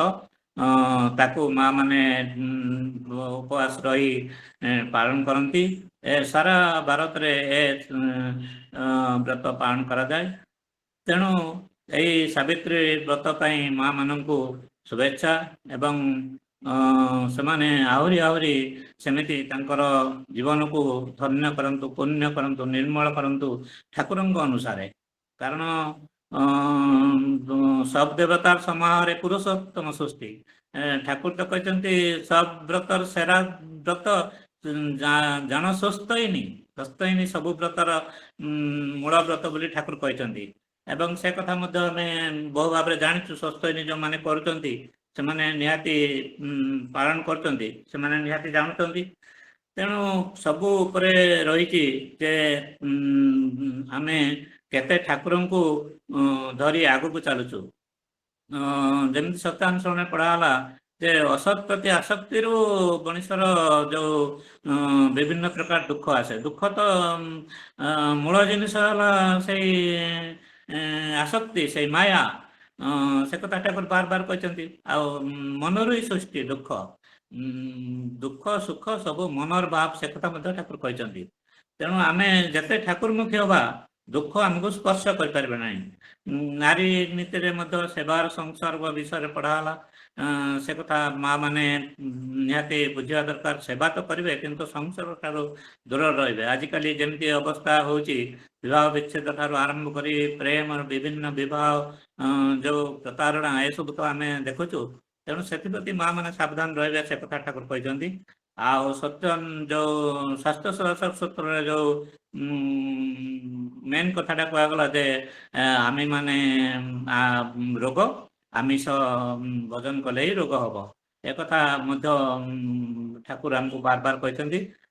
ସେଦିନ ଆମର ବେଙ୍କି ବାବୁ କହିଲେ, ଆଉ ଲୋକମାନଙ୍କୁ ଯେଉଁମାନେ ଦୀକ୍ଷା ଦେଉଛନ୍ତି ସେମାନେ ଯେ କହୁଛନ୍ତି ହଁ ମାଛ ଖାଇବ, ମାଂସ ଖାଇବ, କିଛି ଅସୁବିଧା ନାହିଁ, ଶୁକ୍ରବାରଟା ଛାଡ଼ିବ, ଏସବୁ କଥା କିଛି କହିବା ଦରକାର ନାହିଁ। ତମେ କହିବାକୁ ପଡ଼ିବ ଯେ ଠାକୁରଙ୍କୁ ଧରିଲେ ମାଛ ମାଂସ ଛାଡ଼ିବାକୁ ପଡ଼ିବ, ନହେଲେ ସାଧନା କିଛି ନାହିଁ। ଏଇଟା ମୂଳ କଥା। ତେଣୁ ସେ କଥା ଠାକୁର ଆମକୁ ବାର ବାର କହିଛନ୍ତି। ଆମେ ତ ସବୁ ଜାଣି ଅଜଣା, ସବୁ ଶୁଣି ଅଶୁଣା, ଆଉ ସବୁ ବୁଝି ଅବୁଝା। ତେଣୁ ତାରି ଉପରେ ଆମେ ଆଗେଇ ଚାଲିଛୁ। ତେବେ ଆଜି ଏଇ ଆଲୋଚନାରେ ଆମେ ପ୍ରଥମେ ଜାଣିବା ଯେ ଭଗବାନ ଶ୍ରୀକୃଷ୍ଣ କ'ଣ ପାଇଁ କହିଲେ କର୍ମଣ୍ୟ ବାଧିକାରସ୍ତେ ମା ଫଳେଷୁ କଦାଚନ। ଏ କଥାଟାକୁ ବିଭିନ୍ନ ଭାବରେ ଲୋକମାନେ କଦର୍ଥ କରନ୍ତି ଯେ ଆମେ ତ କର୍ମ କଲୁ ଆଉ ଫଳ ନ ପାଇଲେ କ'ଣ ହେଲା, କିନ୍ତୁ ଫଳ ତ ନିଶ୍ଚୟ ମିଳିବ। କର୍ମ କଲେ ଫଳ ମିଳିବାଟା ନିର୍ଦ୍ଧାରିତ, ସେ ଭଗବାନଙ୍କୁ ମଧ୍ୟ ଛାଡ଼ିନି ଫଳ। ତେଣୁ ଫଳ ତ ନିଶ୍ଚୟ ମିଳିବ, କିନ୍ତୁ ଫଳର ଆଶା ରଖି କର୍ମ କରନି। ସେଇ କଥା ଠାକୁର ଯୋଉ ଶ୍ରୀକୃଷ୍ଣ କହିଛନ୍ତି, ମଇ ସର୍ବାଣୀ କର୍ମାଣୀ ସନ୍ନ୍ୟସ୍ତ ଅଧ୍ୟାତ୍ମ ଚେତସା ନିରାଶୀ ନିର୍ମଭୂତ ଯୁଦ୍ଧ ସହ ବିଗତ ଜର। ମତେ ସମସ୍ତ କର୍ମ ତୁମେ ଅର୍ପଣ କର। ଠାକୁର ମଧ୍ୟ କହିଛନ୍ତି ତମେ ଈଶ୍ୱର ପ୍ରୀତି আর ଆରାଧନା କରେ ଯେ ସମସ୍ତ କର୍ମ ନରେ ଅନୁଷ୍ଠାନ କରେ, ତାହା ଛଡ଼ା ଅନ୍ୟ କର୍ମେ ବନ୍ଧନ ନିଶ୍ଚୟ, ଈଶ୍ୱରଙ୍କ ତରେ କର୍ମ କର ଧନଞ୍ଜୟ। ଏକଥା କୁହାଯାଇଛି। ତେଣୁ ଠାକୁର କହୁଛନ୍ତି ନାମ ମହିବ ତୁମି ମହିବ। ତୁମି ମହ ମାନେ କ'ଣ? ତୁମି ମହ ମାନେ ଆମେ ସବୁବେଳେ ଠାକୁରଙ୍କର ଯାହା କଥା ଅଛି ନିଃସର୍ତ୍ତରେ ନିଃସଙ୍କୋଚରେ ନିର୍ମଳ ମନରେ କୌଣସି ଦ୍ୱନ୍ଦ୍ୱ ନାହିଁ। ଠାକୁରଟା କହିଛନ୍ତି ଫାଇନାଲ, କୌଣସି କଥା ତା ଭିତରେ ନାହିଁ। ଏକଥା ଯଦି ମାନି ଆମେ ଚାଲିପାରୁ ତାହେଲେ ନିଶ୍ଚିନ୍ତ ଭାବରେ ଆମର ଯୋଉ ଠାକୁରତ୍ୱ ଜାଗ୍ରତ ହେବା ଯୋଉ କଥା ଠାକୁର ଆମକୁ କହିଛନ୍ତି ବାର ବାର, ସେ କଥାଟା ଆମ ପାଖରେ ହେଇପାରିବ। ତେଣୁ ଠାକୁରଙ୍କର ଗୋଟେ ବାଣୀ ଅଛି, କର୍ମଯୋଗୀ ନହେଲେ ତୋଇ ଜ୍ଞାନ ଜଗତ ରବେ କଥାଏ, ଜ୍ଞାନ ବିଜ୍ଞାନ କର୍ମେ ରହି ଦାନ, ସ୍ୱର୍ଗଟାକେ ମର୍ତ୍ତେ ନାମାଏ। ମଣିଷର ଯାହା କିଛି ସବୁ କର୍ମର ହିଁ ଦାନ। ଠାକୁର ସେ କଥା କହିଛନ୍ତି। କପାଳ ମାନେ ଯୋଉ ଆମର କର୍ମର ଫଳ ସବୁ ସେଠି ସାଇତା ହେଇଛି, ପାଳନ କରି ରଖିଛି। କର୍ମର ଫଳ ପାଳନ ହେଇକି ରହିଛି କପାଳ। ଭାଗ୍ୟ ମାନେ ଭଜମାନ ସେଇ କର୍ମର ଫଳ। ଆମେ ଯାହା କର୍ମ କରୁଛୁ, ପୁଣି ଯାହା କର୍ମ କରିବୁ, ଯାହା କର୍ମ ଆଗରୁ କରିଛୁ, ଯେମିତି ପ୍ରାରବ୍ଧ ମଧ୍ୟ ଅଛି, ସେ ସବୁ ଭିତରେ ଆମେ ଠାକୁରଙ୍କୁ ଯେହେତୁ ଧରିଛୁ, ବିଭିନ୍ନ କର୍ମର ଫଳ ମଧ୍ୟ ଅଳ୍ପରେ ଅଳ୍ପରେ କଟିଯାଏ। ସେ କଥା ମଧ୍ୟ ଠାକୁର ଆମକୁ ବାର ବାର କହିଛନ୍ତି। ତେଣୁ ସବୁ ମୂଳରେ ଜ୍ଞାନ ବିଜ୍ଞାନ ସାହିତ୍ୟ ସଂସ୍କୃତି ଯେତେ ଯାହା କିଛି କୁହାଯାଉ ନା କାହିଁକି, ସବୁ ମୂଳରେ ହେଲା କର୍ମ। କର୍ମ ଯଦି ମଣିଷ ଠିକ ଭାବରେ କରେ ତାହେଲେ ତାର ସବୁ କିଛି ଠିକ ହବ। ଠାକୁର କହୁଛନ୍ତି ଯେ ତୁମେ ଯାହା କିଛି କର୍ମ ଆଗରୁ କରିଛ, ଭୁଲ ଭାଲ କରିଛ, ପାପ କରିଛ, ଅନୀତି କରିଛ, ସେ ସବୁ ଛାଡ଼। ସେ ସବୁ ବର୍ତ୍ତମାନରୁ ତୁମେ ଠିକଣା ବାଟରେ ଚାଲ। ସେ କଥା ଶ୍ରୀକୃଷ୍ଣ ମଧ୍ୟ ଗୀତାରେ କହୁଛନ୍ତି, ସହଜମ କର୍ମ କୌନ୍ତେୟ ସଦସମପି ନ ତ୍ୟଜ୍ୟତ ସର୍ବାରମ୍ଭାଇ କର୍ମେଣ ଧୂମରାଗ୍ନିରିବାବୃତା। ତୋର ଦୋଷ ଗୁଣ ଯାହା ଅଛି ସେ ସବୁକୁ ନେଇ ତୁ କର୍ମ କରି ଚାଲୁଥା। ଯେତେବେଳେ ନାମ ହବ, ଯେତେବେଳେ ନାମ କରିବୁ, ଯେତେବେଳେ ଧ୍ୟାନ କରିବୁ, ଯେତେବେଳେ ସାଧନା କରି ଚାଲିବୁ, ସେତେବେଳେ ସେ ସବୁ ଯେମିତି ପ୍ରଥମେ ନିଆଁ ଜଳିଲେ ଧୂଆଁ ବାହାରେ ଏବଂ ଧୂଆଁ ଧୀରେ ଧୀରେ ନିଆଁ ଯେତେବେଳେ ଜୋର ଜଳେ ସେତେବେଳେ ଧୂଆଁ ଆଉ ନଥାଏ। ସେଇ କଥା ଗୀତାରେ ମଧ୍ୟ କୁହାଯାଇଛି।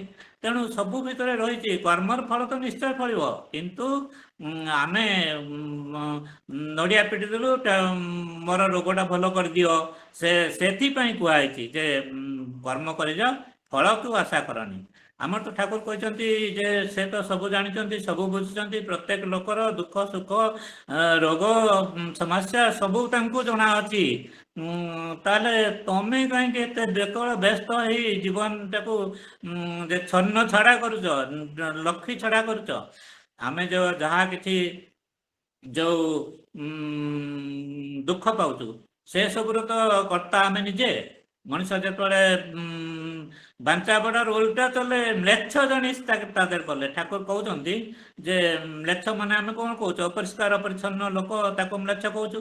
କିନ୍ତୁ ଠାକୁର କହୁଛନ୍ତି ନାହିଁ, ଯେଉଁମାନେ ଜୀବନ ବର୍ଦ୍ଧନର ଓଲଟା ଚାଲୁଛନ୍ତି ସେଇମାନେ ହିଁ ମ୍ଲେଚ୍ଛ, ସେମାନେ ଭଗବାନ ବିରୋଧୀ, ସେଇମାନେ ଜୀବନ ବିରୋଧୀ। ସେମାନେ ନିଜ ଜୀବନର ତ ବିରୋଧୀ, ଭଗବାନଙ୍କୁ କ'ଣ ସେ ଭଜିବେ? ତେଣୁ ଆମେ ସମସ୍ତେ ଦେଖୁଛୁ ଆମର ଯୋଉ ଖାଦ୍ୟପେୟ ହଉ ବା ବିଭିନ୍ନ ପ୍ରକାର ଯୋଉ ଭୋଜି ଭାତ ହଉ, ସେ ସବୁ ଭିତରେ ଲୋକମାନେ ଯେମିତି ମଜିକି ରହିଛନ୍ତି ଏବଂ ସେ ସବୁ ରୋଗର ଆଖଡ଼ାରେ ଆମେ ଭର୍ତ୍ତି ହେଇକି ରହିଛୁ। ଶୁଧୁ ସେତିକି ନୁହେଁ, ଯେମିତି ଯୁଦ୍ଧ ଚାଲିଛି ବିଭିନ୍ନ ଭାବରେ, ଲୋକମାନେ ନିଜର ମାନ ସମ୍ମାନ, ନିଜର ପ୍ରତିପତ୍ତି ବଢ଼େଇବା ପାଇଁ ଛୋଟ ଛୋଟ ଦେଶ କେତେ ପ୍ରକାର ଯେ ହଇରାଣ ହରକତ ହେଉଛନ୍ତି। ଆଉ କେତେବେଳେ ଗ୍ୟାସ୍ ନାହିଁ, କେତେବେଳେ ଆମର ଭାରତରେ ମଧ୍ୟ ଅଭାବ ଦେଖାଦେଲାଣି। ଯେମିତି ଆମେ ସବୁ ଶୁଣୁଛୁ ନ୍ୟୁଜ୍ରେ, ଯେଉଁ ବସ୍ ବାଲା କହୁଛନ୍ତି ଆମକୁ ପେଟ୍ରୋଲ ମିଳୁନି, ଆମେ ଡିଜେଲ ମିଳୁନି, ଆମେ କେମିତି ବସ୍ ଚଲେଇବୁ। ଏହିପରି ଅବସ୍ଥା ମଧ୍ୟ ଭାରତରେ ଉପୁଜିଲାଣି। ଏମିତି ନାହିଁ ଯେ ଆମେ ମଧ୍ୟ ସେଥିରୁ ବାଦ ପଡ଼ିଛୁ। ତେଣୁ ସେ ସବୁ ଭିତରେ ଆମେ ତ ଦେଖିବା ଯେ ଯେଉଁମାନଙ୍କର ପ୍ରତିପତ୍ତି ଅଛି, ଯେଉଁମାନଙ୍କର ବହୁ ଧନ ସମ୍ପତ୍ତି ଅଛି, ଯେଉଁମାନଙ୍କର ଯେଉଁ ମାନ ସମ୍ମାନ ବୃଦ୍ଧି ପାଇଁ ସେମାନେ ଜୀବନକୁ ପଣ କରିକିରି ପୃଥିବୀ ପଛେ ରସା ତଳକୁ ଯାଉ, କିନ୍ତୁ ମୋର ମାନ ସମ୍ମାନ ରହୁ, ମୁଁ ବଡ଼ ହୋଇ ରହିବି, ଏଇ ଅବସ୍ଥାରେ ଚାଲିଛି। ଠାକୁର ତ ଆମକୁ ଆଗରୁ ବହୁ ଭାବରେ ସାବଧାନ କରିଦେଇଛନ୍ତି ଯେ ତମେ ଆଗକୁ ଯାହା ସମୟ ଆସୁଛି, ତମେ ମୁଠେ ସୁନା ବଦଳରେ ମୁଠେ ଟଙ୍କା, ମୁଠେ ଚାଉଳ ପାଇବନି। ଏହିପରି ଅବସ୍ଥା ଠାକୁର ଆମକୁ ବାର ବାର ସୂଚେଇ ଦେଇଛନ୍ତି। ଏମିତି ନାହିଁ ଯେ ଆମେ ଜାଣିନୁ, କିନ୍ତୁ ତଥାପି ତ ଆମେ ସେ କଥା ମନକୁ ନଉନୁ। ଠାକୁର କହୁଛନ୍ତି ଯେ ଜୀବେ ଦୟା ସ୍ୱାର୍ଥ ତ୍ୟାଗ ଭକ୍ତି ଭଗବାନେ ସକଳ ଶିକ୍ଷାର ସାର ରାଖି ସ୍ମରଣେ।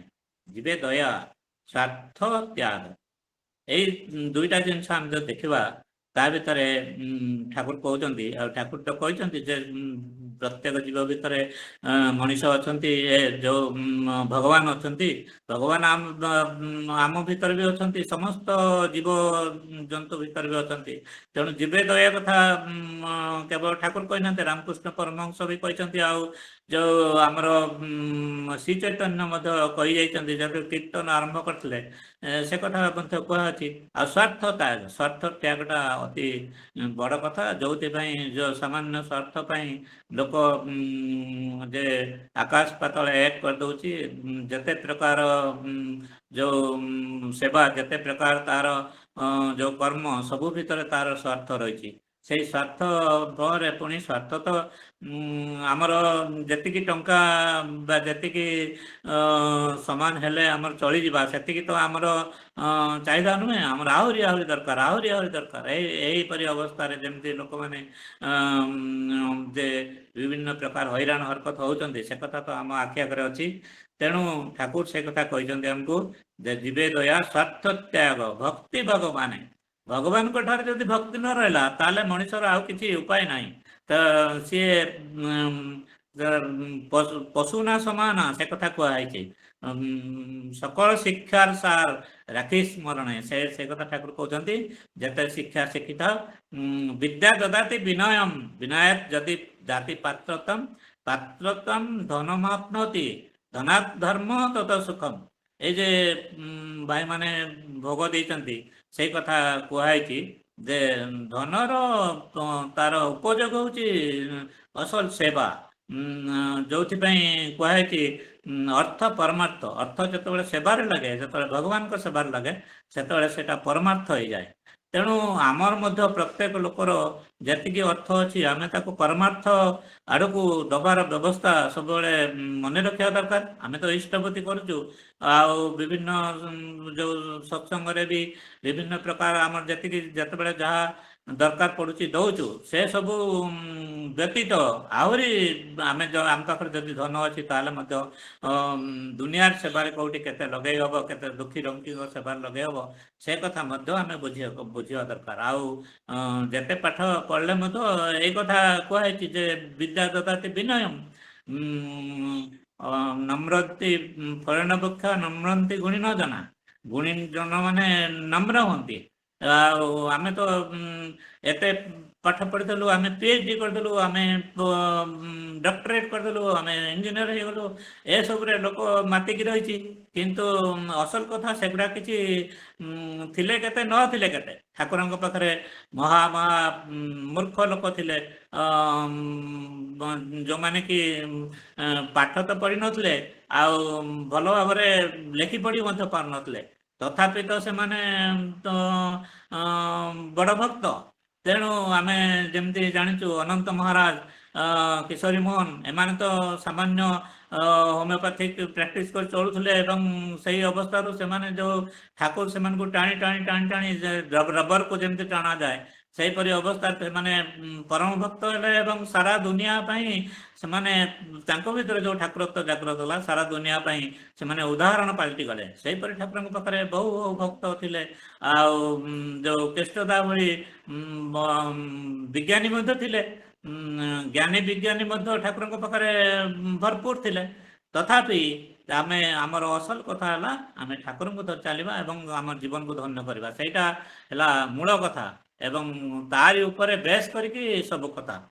ତେଣୁ ସବୁ ଉପରେ ରହିଲା ଯେ ଆମେ ଠାକୁରଙ୍କ କଥା ଅନୁସାରେ ଚାଲିବା। ଠାକୁର ଆଉ ଗୋଟେ କହୁଛନ୍ତି ଯେ ପକ୍ଷୀ ପୋଷିଲେ ତାକେ କ୍ଷେତେ ଜିତେ ହଏ। ପକ୍ଷୀ ତ ଖାଲି ଯେଉଁ ଖାଞ୍ଚାରେ ରଖିଲେ ହେବନି, ତନ୍ଦୁରୀରେ ରଖିଲେ ହେବନି, ତାକୁ ଖାଇବାକୁ ଦେବାକୁ ପଡ଼ିବ।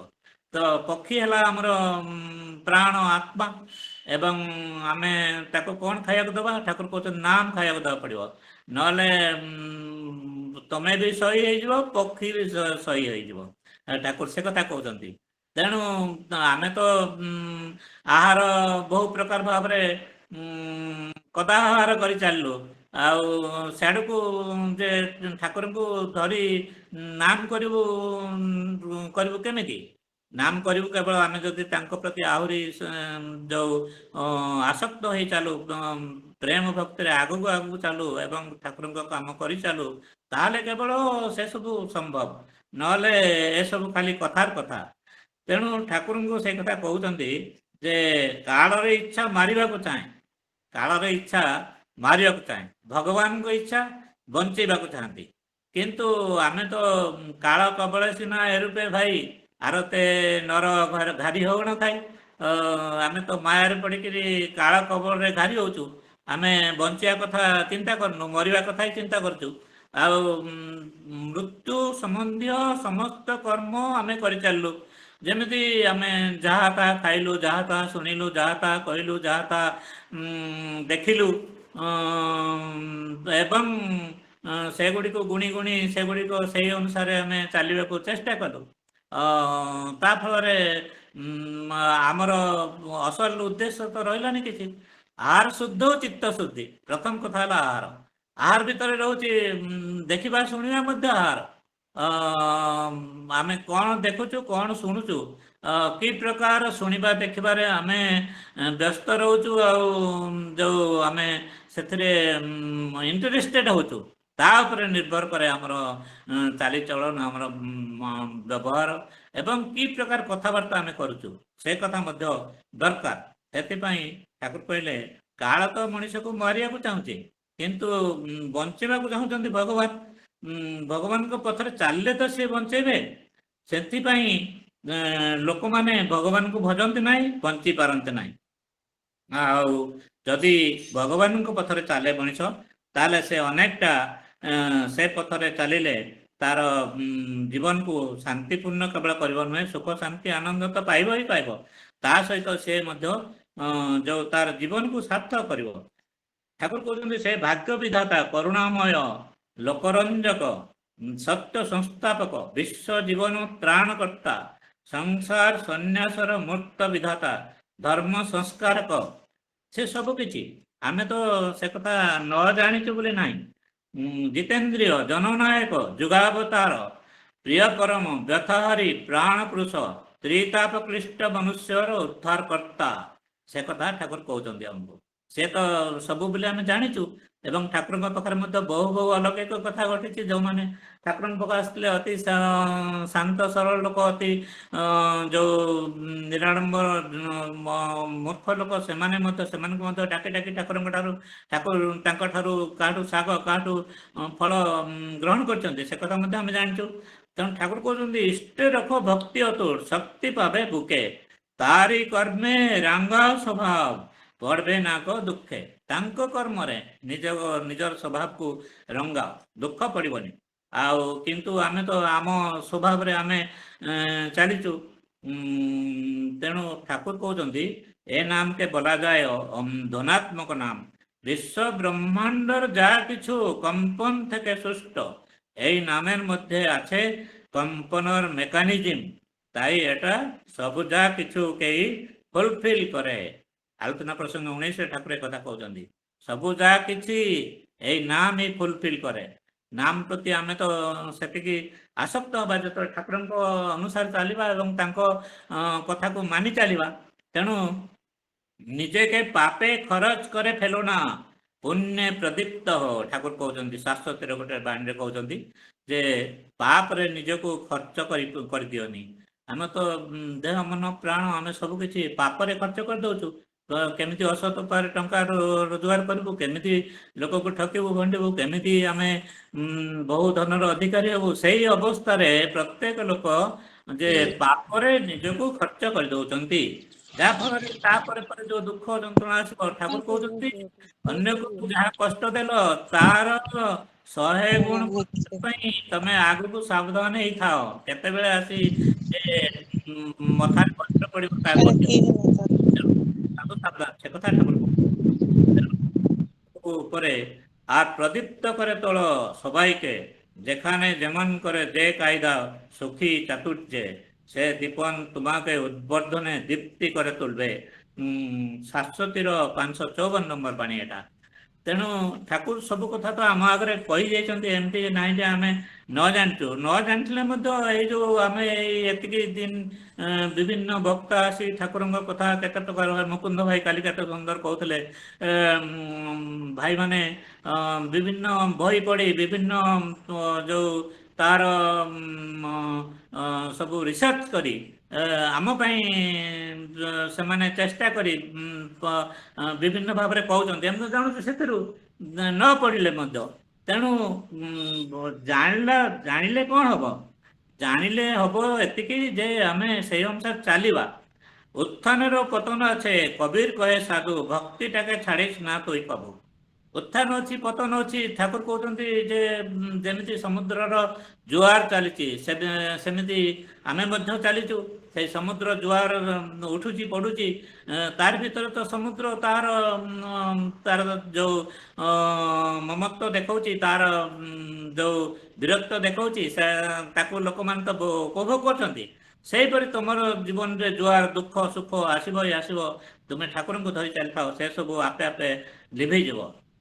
ତେଣୁ ଠାକୁରଙ୍କର ଯେଉଁ କଥାଟା ଆମେ ସମସ୍ତେ ଜାଣିଛେ, ସେଟା ହେଲା ଯେଉଁ ରଜନୀକାନ୍ତ ସେନର ଯେଉଁ ଗୀତ, କେନ ବଞ୍ଚିତ ହେବ ଚରଣେ, আমি কত আশা করে বসে আছি পাব জীবনে না হয় মরণে। একথা রজনীকান্ত সেন লেখিଥିଲେ। ঠাকুর କହିଲେ ପାବ ଜୀବନେ ଆଉ ଏଇ ଜୀବନେ, একথা ତ ଆମକୁ କହିଯାଇଛନ୍ତି। କିନ୍ତୁ ପାଇବ କେମିତିକା? ତାଙ୍କ ଅନୁସାରେ ଚାଲିଲେ ତ। ତାପରେ ପୁଣି ସେଇଥିରେ ସେଇ ଗୀତରେ ଲେଖା ହେଇଛି, ତାই ଯଦି ନାହିଁ হয় গো পাতকি তারণ তরিতে তাপিত, আতুরে তুলে না লবে গো। ପାତକି ତାରଣ ତରି, ଠାକୁର ଆଣିଛନ୍ତି ପାତକି ତାରଣ ତରି। ସେଇ ତରିରେ ମତେ ଯଦି ତମେ ନ ନେବ ତାହେଲେ ମୁଁ କୁଆଡ଼େ ଯିବି, ସେ କଥା ଭକ୍ତ କହୁଛନ୍ତି। ସେଥିରେ ପୁଣି ଭଗବାନ କହୁଛନ୍ତି ତମେ ତ ଯେତେବେଳେ ଇଏ ତ ସବୁବେଳେ କୂଳରେ ରହିବନି, ନୌକା ଯେତେବେଳେ ଖୋଲାଗଲା ତମେ ଆସିଲନି କାହିଁକି? ତମେ କୁଆଡ଼େ ଥିଲ? ସେତେବେଳେ ଭକ୍ତ କ'ଣ କହୁଛି ଯେ হয় পথের দোলায় অন্ধ, এসে ଦେଖିବ କି ହେରା ବନ୍ଧ। ତ ମୁଁ ତ ପଥ ଧୂଳିରେ ଅନ୍ଧ ହେଇଗଲି, ମାୟାରେ ପ୍ରବୃତ୍ତିରେ ଅଷ୍ଟପାଶରେ ମୁଁ ଅନ୍ଧ ହେଇଗଲି ପ୍ରଭୁ। ମୁଁ ଆଉ ତମ ତରି ଆଡ଼କୁ ଆସିପାରିଲିନି। ତେଣୁ ତମ ତରି ଛାଡ଼ିଦେଲା, ଆଉ ମୁଁ ସେତେ ଚଢ଼ିପାରିଲିନି। ଆଉ ତମେ ମୋ କଥା ଟିକେ ବୁଝ।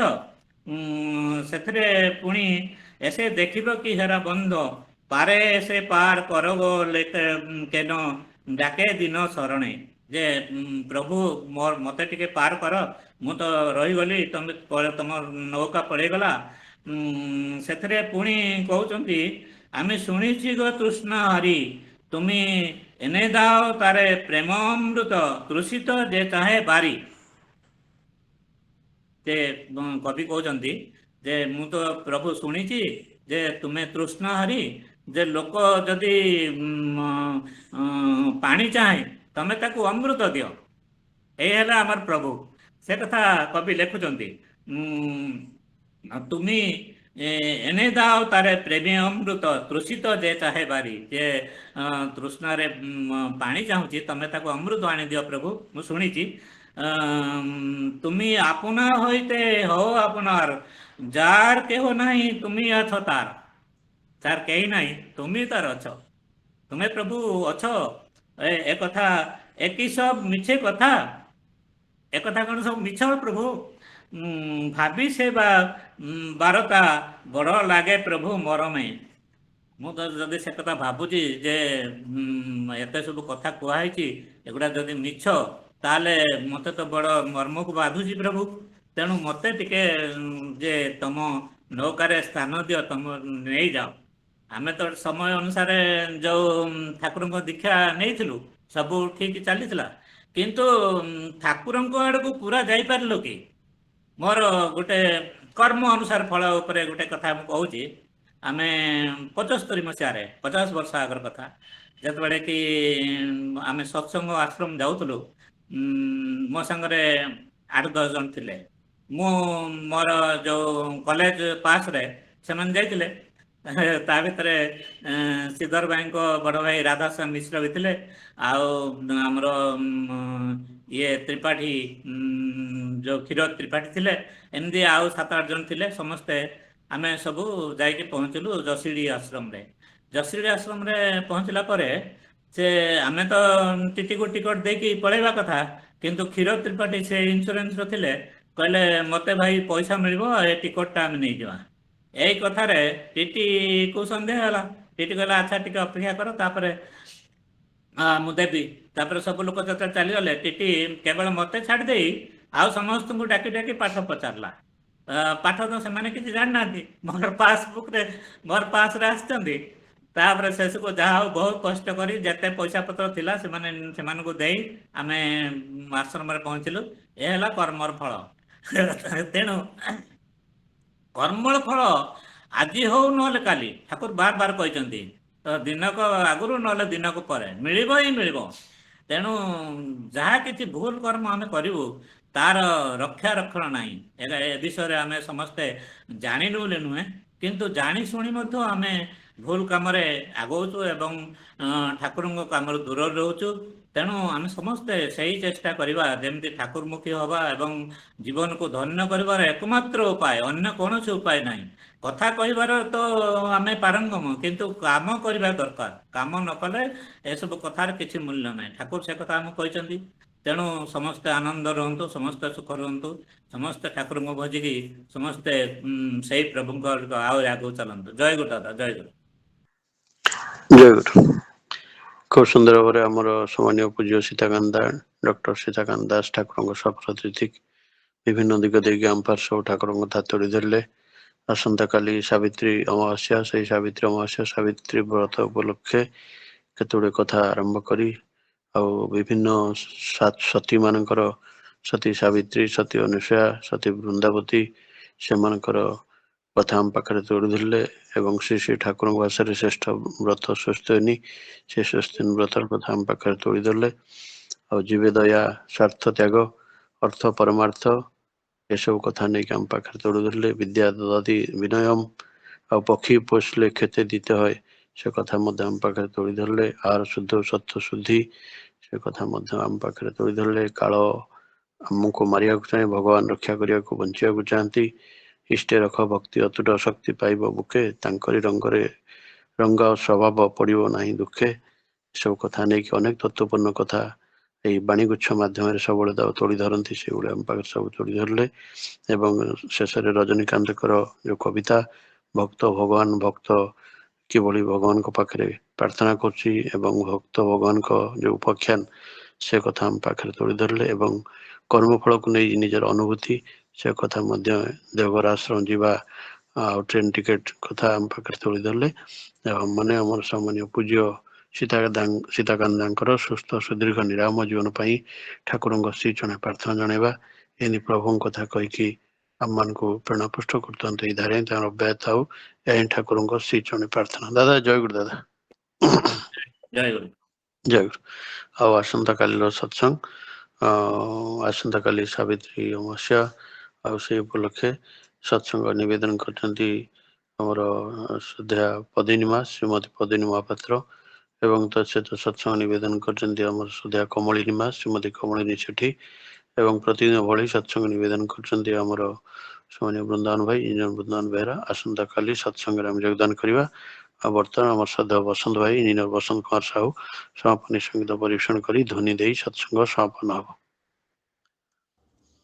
ଦାଦା ଜୟ ଗୁରୁ, ଜୟ ଗୁରୁ, ଜୟ ଗୁରୁ। ভক্তি গঙ্গা জলে প্রভু ধইবি শ্রীপদ, আনন্দে গাইবি রাধে গোবিন্দ গোবিন্দ। ভক্তি গঙ্গা জলে প্রভু ধইবি শ্রীপদ, আনন্দে গাইবি রাধে গোবিন্দ গোবিন্দ। ভক্তি গঙ্গা জলে প্রভু ধইবি শ্রীপদ, আনন্দে গাইবি রাধে গোবিন্দ গোবিন্দ। আনন্দে গাইবি রাধে গোবিন্দ গোবিন্দ, আনন্দে গাইবি রাধে গোবিন্দ গোবিন্দ গোবিন্দ গোবিন্দ। ভক্তি গঙ্গা জলে প্রভু ধইবি শ্রীপদ, আনন্দে গাইবি রাধে গোবিন্দ গোবিন্দ। ভক্তি গঙ্গা জলে প্রভু ধইবি শ্রীপদ, আনন্দে গাইবি রাধে গোবিন্দ গোবিন্দ। হৃদয় বীণারে আজি তোলিবি মুতন, চেতনে ভুলিবি দুঃখ বিষাদর দিন। হৃদয় বীণারে আজি তোলিবি মুতন, চেতনে ভুলিবি দুঃখ বিষাদর দিন। সে সুর ঝঙ্কারে প্রাণে তাল লয় ছন্দ, সে সুর ঝঙ্কারে প্রাণে তাল লয় ছন্দ, তাল লয় ছন্দ। ভক্তি গঙ্গা জলে প্রভু ধইবি শ্রীপদ, আনন্দে গাইবি রাধে গোবিন্দ গোবিন্দ। ভক্তি গঙ্গা জলে প্রভু ধইবি শ্রীপদ, আনন্দে গাইবি রাধে গোবিন্দ গোবিন্দ। আনন্দে গাইবি রাধে গোবিন্দ গোবিন্দ, আনন্দে গাইবি রাধে গোবিন্দ গোবিন্দ গোবিন্দ গোবিন্দ। ভক্তি গঙ্গা জলে প্রভু ধইবি শ্রীপদ, আনন্দে গাইবি রাধে গোবিন্দ গোবিন্দ। ভক্তি গঙ্গা জলে প্রভু ধইবি শ্রীপদ, আনন্দে গাইবি রাধে গোবিন্দ গোবিন্দ। রুদ্ধ মহুদ কুটির হইথিলা বন্ধ, থিলি মু পাষাণ সম নির্বাক নিস্পন্দ। রুদ্ধ মহুদ কুটির হইথিলা বন্ধ, থিলি মু পাষাণ সম নির্বাক নিস্পন্দ। তুমে হে আনন্দময় দেল প্রেমানন্দ, তুমে হে আনন্দময় দেল প্রেমানন্দ, দেল প্রেমানন্দ। ভক্তি গঙ্গা জলে প্রভু ধইবি শ্রীপদ, আনন্দে গাইবি রাধে গোবিন্দ গোবিন্দ। ভক্তি গঙ্গা জলে প্রভু ধইবি শ্রীপদ, আনন্দে গাইবি রাধে গোবিন্দ গোবিন্দ। আনন্দে গাইবি রাধে গোবিন্দ গোবিন্দ, আনন্দে গাইবি রাধে গোবিন্দ গোবিন্দ গোবিন্দ গোবিন্দ। ভক্তি গঙ্গা জলে প্রভু ধইবি শ্রীপদ, আনন্দে গাইবি রাধে গোবিন্দ গোবিন্দ। ভক্তি গঙ্গা জলে প্রভু ধইবি শ্রীপদ, আনন্দে গাইবি রাধে গোবিন্দ গোবিন্দ। মিলন আনন্দে মোর আকুল প্রতীক্ষা, আশু কাল মহাকাল তুমে কর রক্ষা। মিলন আনন্দে মোর আকুল প্রতীক্ষা, আশু কাল মহাকাল তুমে কর রক্ষা। মন্দির খুচির কাল তব প্রীতি ফান্দ, মন্দির খুচির কাল তব প্রীতি ফান্দ, তব প্রীতি ফলন্দ ভক্তি গঙ্গা জলে প্রভু ধৈবি শ্রীপদ আনন্দে গাইবি রাধে গোবিন্দ গোবিন্দ ভক্তি গঙ্গা জলে প্রভু ধৈবি শ্রীপদ আনন্দে গাইবি রাধে গোবিন্দ গোবিন্দ আনন্দে গাইবি রাধে গোবিন্দ গোবিন্দ আনন্দে গাইবি রাধে গোবিন্দ গোবিন্দ গোবিন্দ গোবিন্দ ভক্তি গঙ্গা জলে প্রভু ধৈবি শ্রীপদ আনন্দে গাইবি রাধে গোবিন্দ গোবিন্দ ভক্তি গঙ্গা জলে প্রভু ধৈবি শ্রীপদ আনন্দে গাইবি রাধে গোবিন্দ গোবিন্দ আনন্দে গাইবি রাধে গোবিন্দ গোবিন্দ আনন্দে গাইবি রাধে গোবিন্দ গোবিন্দ গোবিন্দ গোবিন্দ ভক্তি গঙ্গা জলে প্রভু ধৈবি শ্রীপদ আনন্দে গাইবি রাধে গোবিন্দ গোবিন্দ ভক্তি গঙ্গা জলে প্রভু ধৈবি শ্রীপদ আনন্দে গাইবি রাধে গোবিন্দ গোবিন্দ বন্দে পুরুষোত্তমম বন্দে পুরুষোত্তমম বন্দে পুরুষোত্তমম বন্দে পুরুষোত্তমম বন্দে পুরুষোত্তমম বন্দে পুরুষোত্তমম परम दल परम प्रेममय श्री श्री ठाकुर अनुकूल चंद्र जी की जय। परम दल परम प्रेममय श्री श्री ठाकुर अनुकूल चंद्र जी की जय। परम दल परम प्रेममय श्री श्री ठाकुर अनुकूल चंद्र जी की जय। परम राध्या जगत जननी श्री श्री बड़मा की जय। परम राध्या जगत जननी श्री श्री बड़मा की जय। परम राध्या जगत जननी श्री श्री बड़मा की जय। परम पूज्यपा जुगाचार्य श्री श्री बड़मा की जय। परम पूज्यपा जुगाचार्य श्री श्री बड़गा की जय। परम पूज्यपा जुगाचार्य श्री श्री बड़गा की परम पूज्यपा श्री श्री आचार्य देव की परम पूज्यपा श्री श्री आचार्य देव की जय। परम पूज्यपा श्री श्री आचार्य देव की जय। सत संघ की जय। सत संघ की जय। सत संघ की जय। वंदे पुरुषोत्तमम वंदे आद्य विक्रम वंदे वंदे मातृवर्गन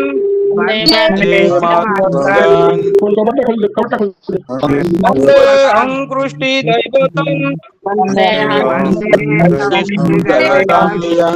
वंदे पुरुषोत्तमम वंदे पुरुषोत्तमम वंदे पुरुषोत्तमम परम दल परम प्रेममय जुग पुरुषोत्तम श्री श्री ठाकुर अनुकूल चंद्र जी की